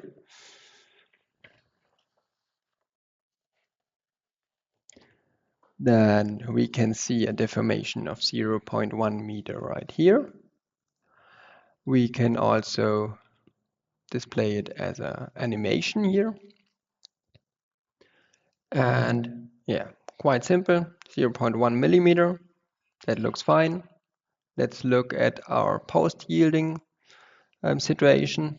Well, it looks quite the same. It looks quite identical. Also, again, deformation of just 0.1 millimeter. So, for the stresses, I mean, it's a 235 grade steel. That means we can look up our stresses, and there we will go with our equivalent stresses. There we will go for these equivalent stresses according to Mises. Let's look at them. And now let's adjust also something right here. What we can see now is we have here our stresses given. Our limit, what our section would be able to do, would be 235. But we see now quite a some points that are higher than those 235. And we can just limit our limits differently. So the upper limit will be our 235. That means we will see everything over 235 will be 1%. And the lower one, yeah, we can just pick it as it is. And now we see 27% of this overall section gets over this 235 millimeters. Almost everything inside here. So the problem with this is the section should only be able to carry like 235, right? And 269 is quite a bit higher. It's not good. So we will investigate now in the next step the nonlinear material, the plastic material. One more hint with these results here. What you see is the finite elements, and the elements have all an equal value within the element.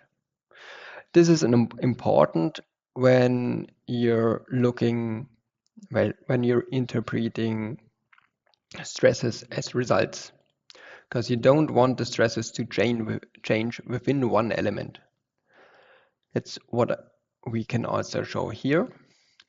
If we go for results, and one second, no, if we go for calculate and this results moving, there we can just adjust how we can see it.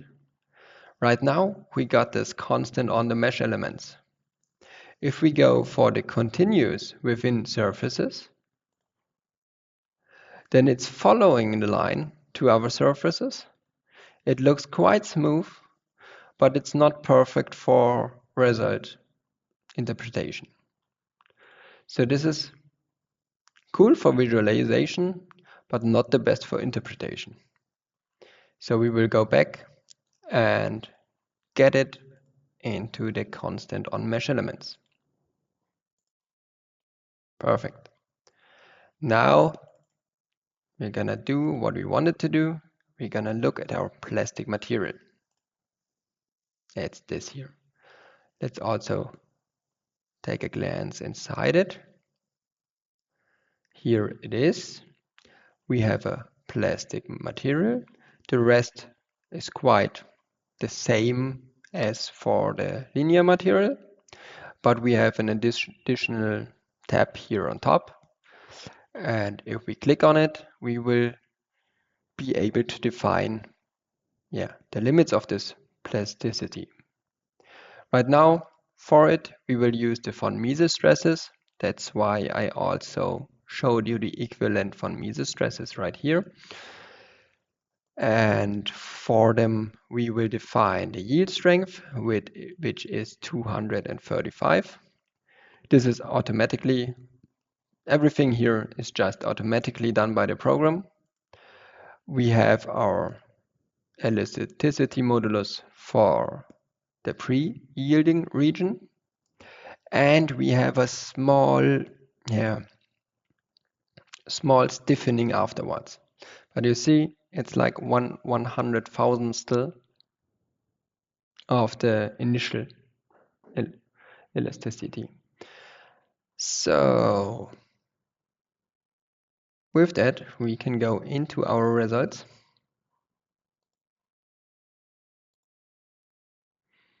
Let's go for a calculation of everything.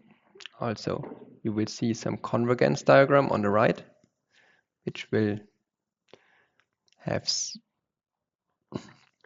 some more iterations, but it's fast anyway for this case. But what we see now, the yielding limit.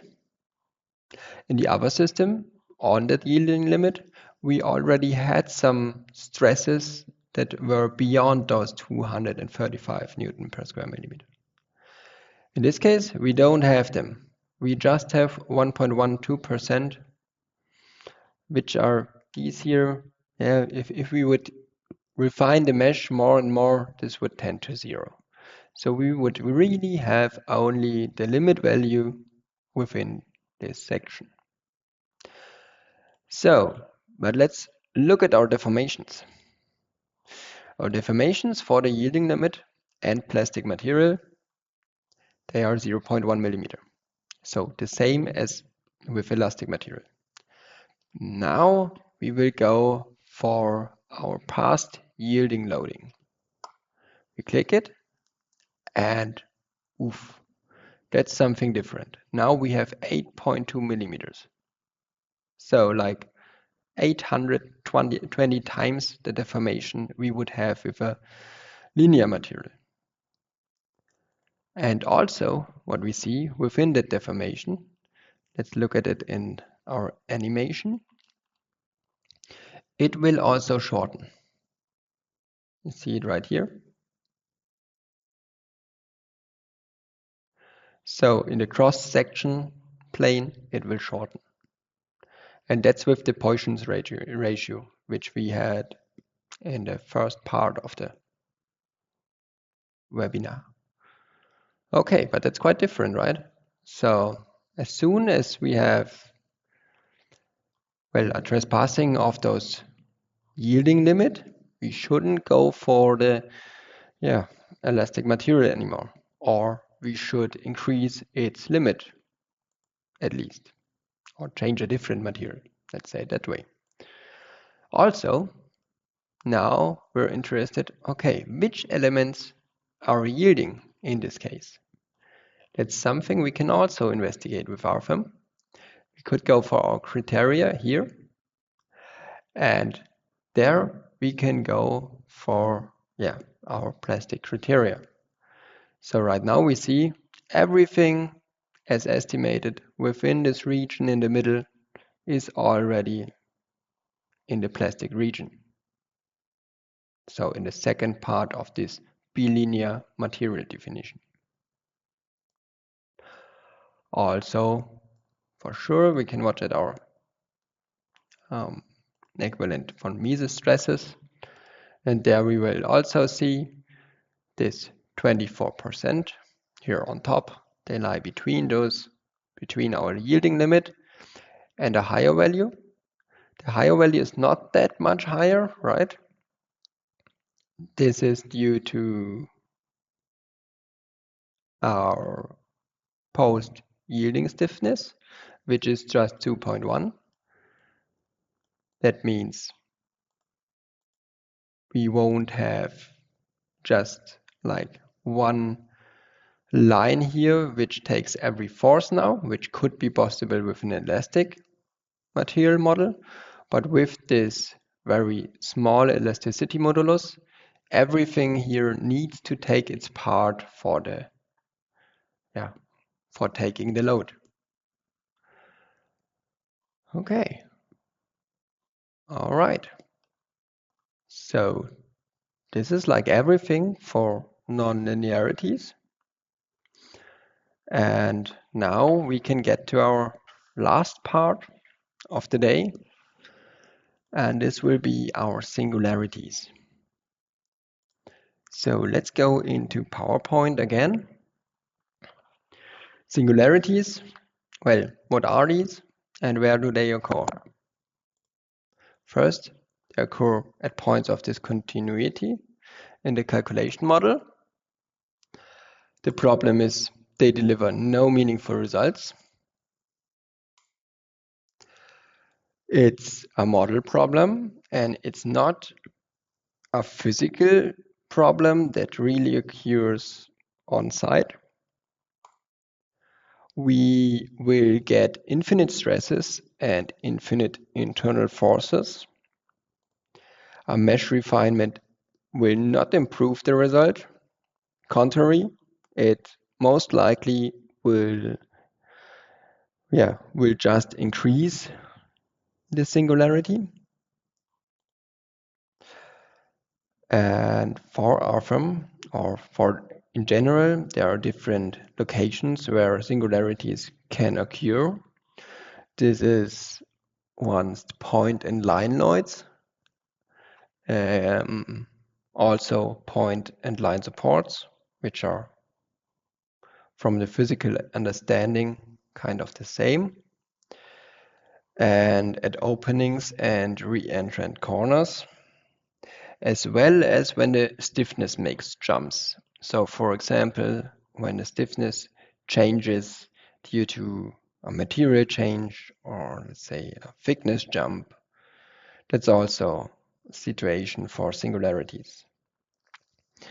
So all of these points I can explain to you further in the next model. And if you would like, you could again start out from 6 and try to model along. It's gonna be, from the modeling, it's almost the same as our first model. So we can go through this a little bit faster. And for it, we're just gonna create us a new model. We're gonna go for 2D XY plane, and we're also again don't use the combination wizard and the load wizard. The name would be something like, let's say, 7th example, call it singularity of a single load.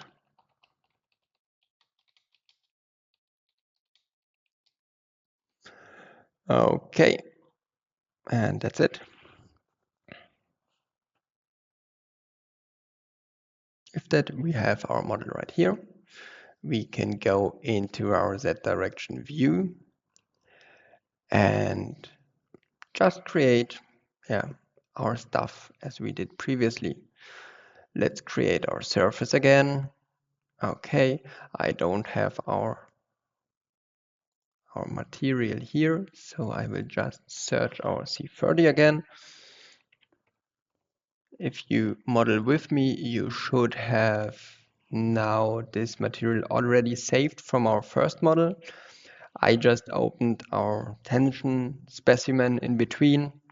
That's where I got those materials imported from. Okay, we're gonna go with this concrete, and we're gonna go, let's make this 200 millimeter in this case. Okay, we're gonna press on OK, and then we're gonna make this slab just like 8 times 6 meters.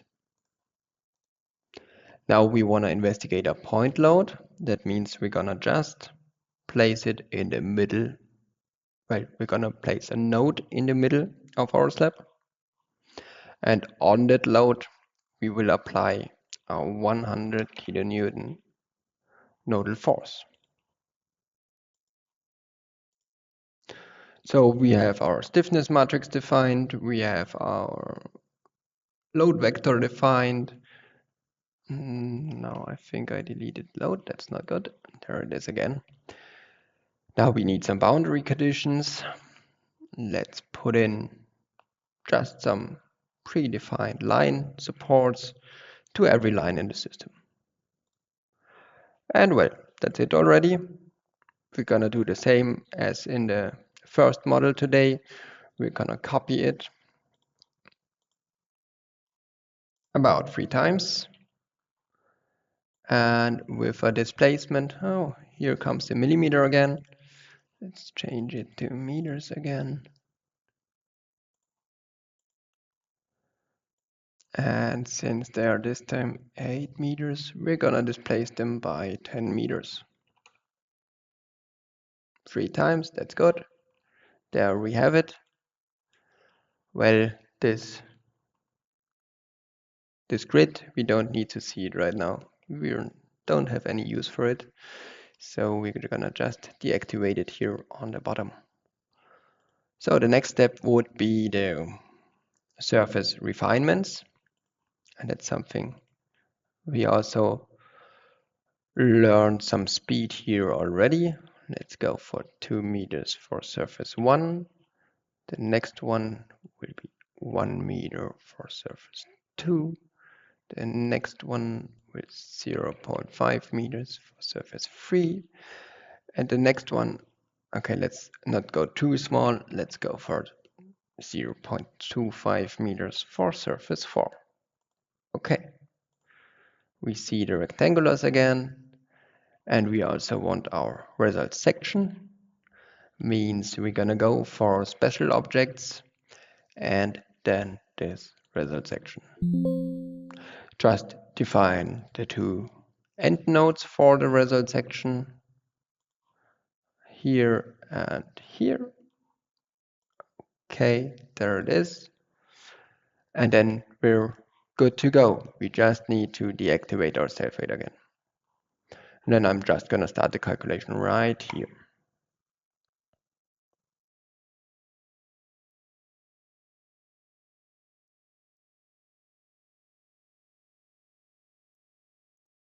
Okay, there we have it. Can look at our deformation. Can look in our y direction again. Let's show our local extremes. There we see. Okay, the deformations seem quite good. 2.3 everywhere. So we can't see the singularity, at least for deformations. But let's see what happens if we're looking at our bending moment. Let's activate the MX. And now the singularity takes place. So for the left side, we have here 37.17 kilonewton meter per meter. Compared to the right side, we have the 52. So I think an estimation of 20–30% more. That's quite a lot. Well, 50% off this one, but yeah. And for the design, I mean, what value would we use now to calculate the needed reinforcement in this case? Would we go for this 52? Would we go for this 37? What's right here? And that's a well, often occurring problem in practice, because we need a design, right? So we need a approach to design these differences. And there we have some approaches for. And for this approach now, we will go into our result section itself. Let's go right here and result diagrams. There it is. And now we can just go for result smoothing. That means we see the peak here and we see the triangles here. So it seems like this is more pointy than this one. And now we want to think about what if we integrate this moment here. And that's what we want to do right now. Also, if we have a point force somewhere, we could think about it as, in reality, it won't be a point force. It won't be a needle where some force is going downwards. Mostly it will be like a column of dimensions 0.5 meters times 0.5 meters. Also, we have a thickness of the plate, which means the force can also kind of distribute due to the thickness, and therefore the peak is just not useful anymore. And for trying to consider the reality, we can now add this moving right here, and add it accordingly. Right now we will go for a region of 1 meter that we will smooth it, and this region we will apply to all of those floor surfaces.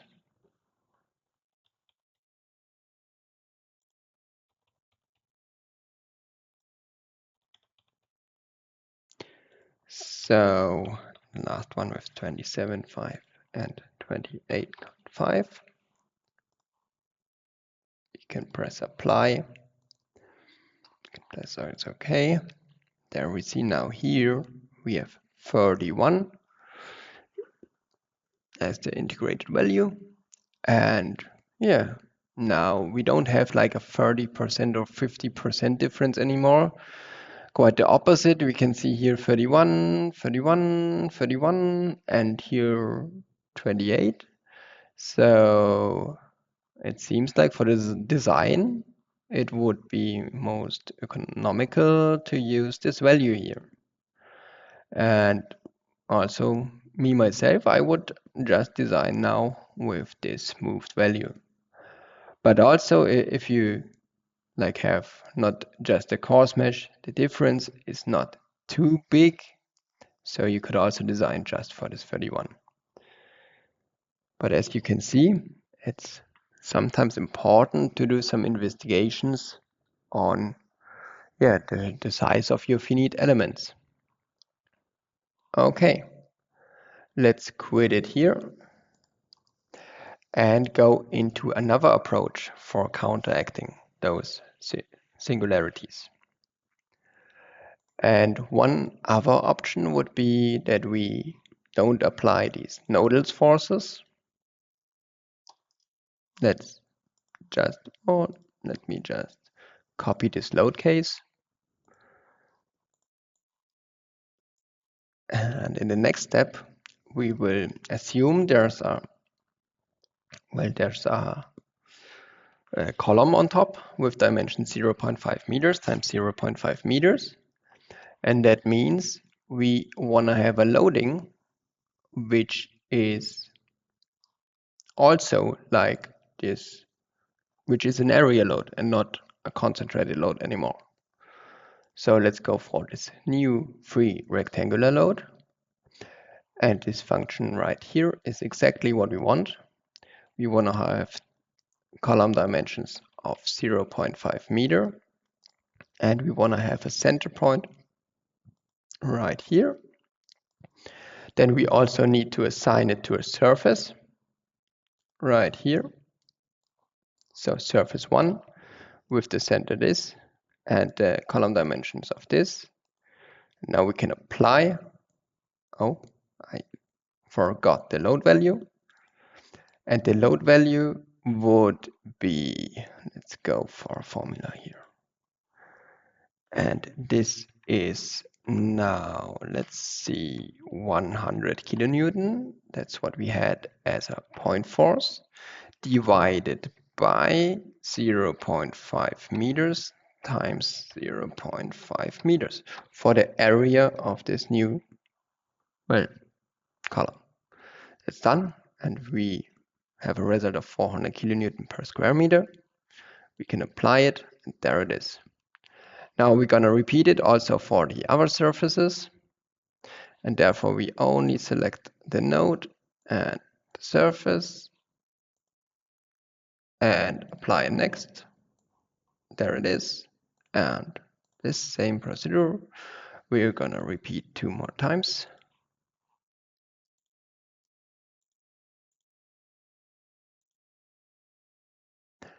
This is okay. Surface 4, well, we need this node here in the middle. And there it is. So let's calculate already. And let's see what our results do. Let's go in the y direction. And what a surprise, it helps us. It helps us extremely. And it also correlates with our smoothing range, right? This one is a bit smaller than the rest now. We have 30. I think with the smoothing rate, we had round about 31, maybe here 28. And yes, that's quite cool. One other thing, of course, you could also like combine those two variants. So we could use this result now and also smooth it over a certain range. So that's one possibility or two possibilities to counteract singularities. Okay. And now we're gonna treat our last investigation for today. Therefore, we will need a new model.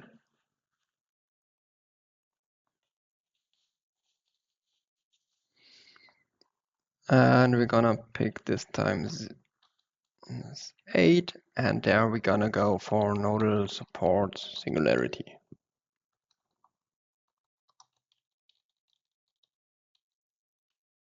Again, I will just deactivate everything that's not needed to the exception plate. That's okay. Let's go.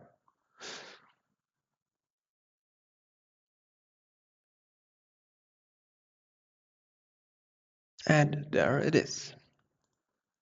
Again, we're gonna go for 4 slabs here. Let's just start right away. This time it's quite easy.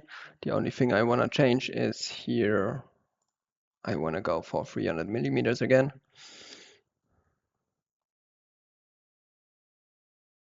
Okay. And stay with these C30, 37. Press OK. And then we can, create our system with, let's say, 8 times 4 meters. And we will want a nodal support right on the left-hand side, so at 2 meters and 2 meters. We will want to have a line support on one side of the surface right here.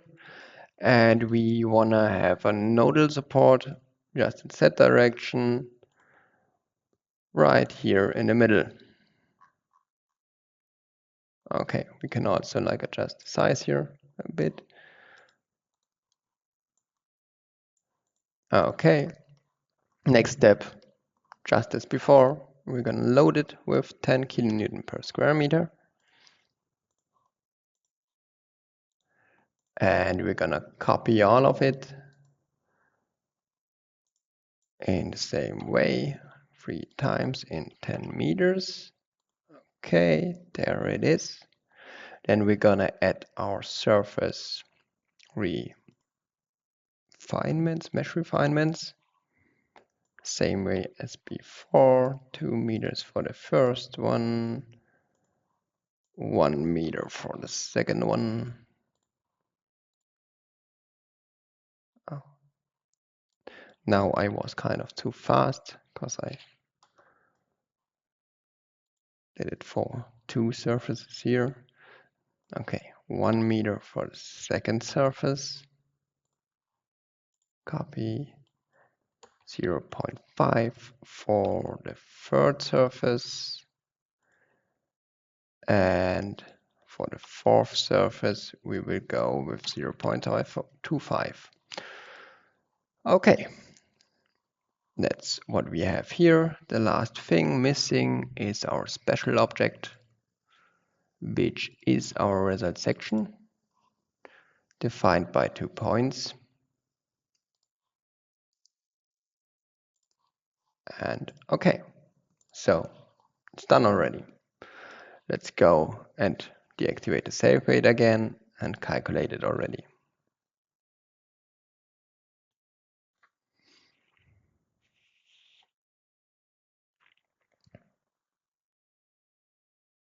Okay, let's go in the Y direction again. Maybe this time we can go with the view cube. There it is. Let's also have our all values here.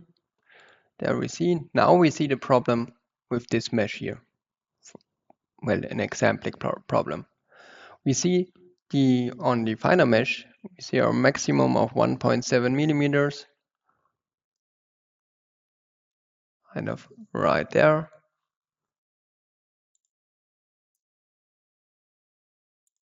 With information, we don't need them. We have this 1.7 millimeters. This 1.7 millimeters would be in between this 1.3 and 1.4, but we don't have a result there, means we just forget some internal forces to investigate.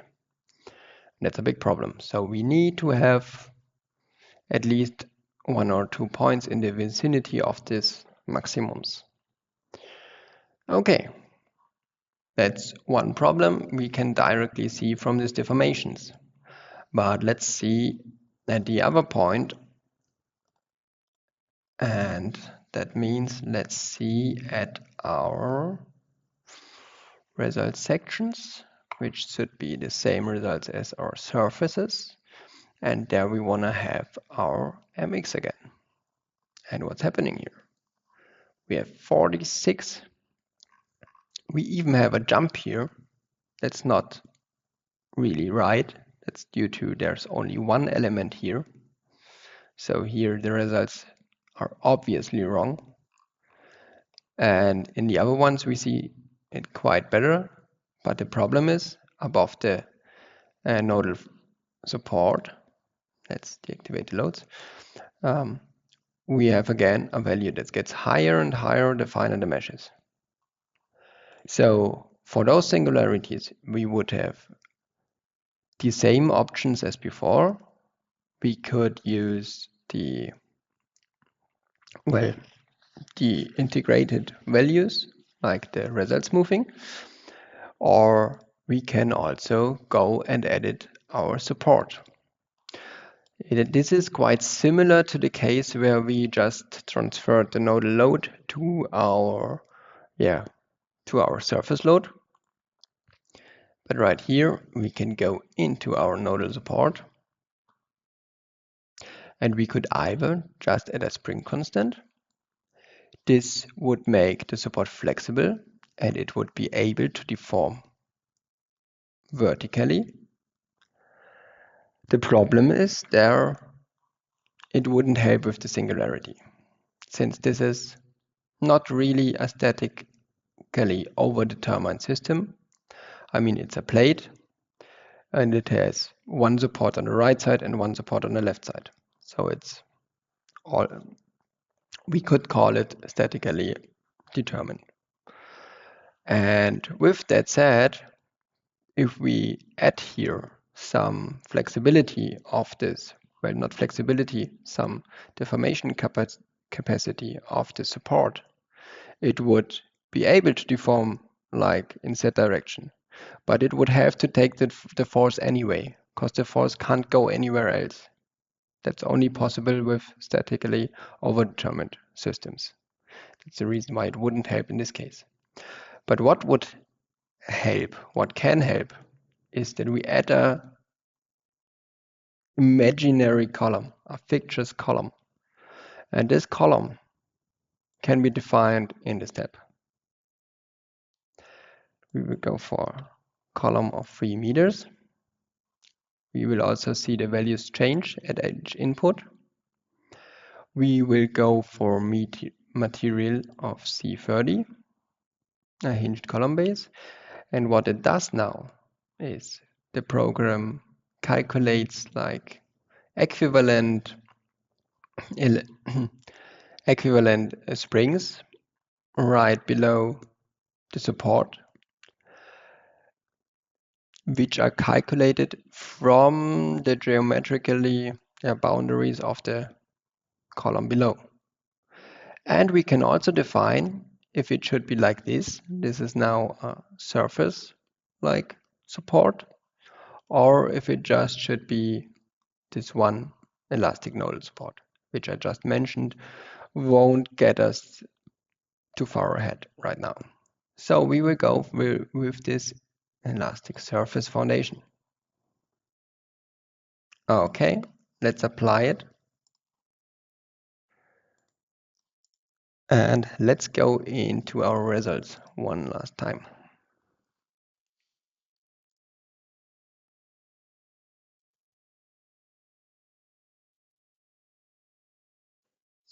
So, okay.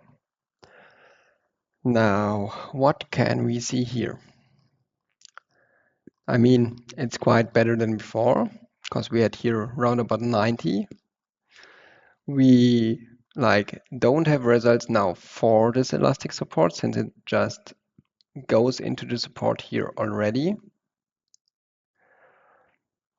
but this is at least, look at the difference here, 4 difference here. I would compare those two, those are fine. This one, maybe the system is still too coarse, I would say. And this, we can forget this anyway. So this helps a bit, right? Maybe another results moving would also help. I think the results moving, my opinion, had the best impact on our singularities for the day. Okay. Maybe one last hint about singularities. I mean, the problem with singularities is due to the finite element size. Let's think about this. Well, for example, this nodal support here. We see now this white rectangle. And we have a force here. If it's a nodal force or it's a nodal support, that doesn't matter. In the end, for the system, it's just a pointy force for the system. So the problem is the pointy force must be, it must develop over the space. So right now, if we try to apply it to this rectangle, we would have a pretty big area it could go to. But the smaller these finite elements get, the smaller we get here, the smaller the force can distribute around. And if it's infinitesimal small, then our reactions would tend to infinity. And it's mathematical correct, but physically it's just not gonna happen. Because we never have one pointy needle in those systems. And if we had, then the needle would just punch through this slab. Okay. And that's it for today. Let's maybe just revise what we did. We did look into the finite element analysis and its principles, how the procedure is within programs as well as in general for the finite element analysis. We looked at it in Rfem 6, and we looked at the impact of the finite element lengths on the results. Then we investigated the plate theories, the difference between the Kirchhoff and the Reisner-Mindlin theory. We said that the Reisner-Mindlin theory is the standard, it's the better approach, and it's used in the programs by default. We also talked about nonlinear calculation, if it's geometrically nonlinearity or material nonlinearity. We investigated several examples for it. And in the last part, we did look at some singularities and how we can counteract those. Okay, then let's go one last time to the PowerPoint here.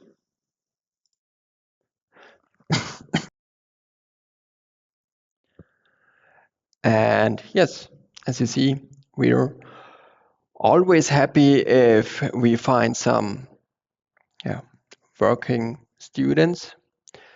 And as I introduced myself in the beginning, I told you I'm working on the product engineering for the dynamic add-ons.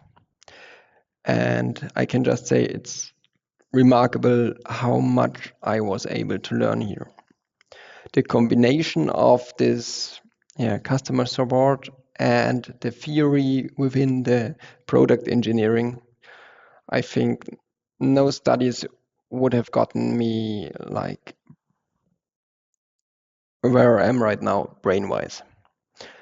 And also the customers will reach out to us with customer models. So where other engineers like spend a year of time to create a model and to think about how it's possible to simulate something, they ask us for help, and we see this model which others have a year of time invested, and we can just see all of this information in a few days, and we can learn so immensely much from them, and that's really great.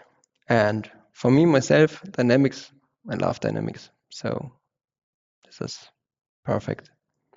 So if you're interested, just visit our homepage, go to the career page, and look if you're interested.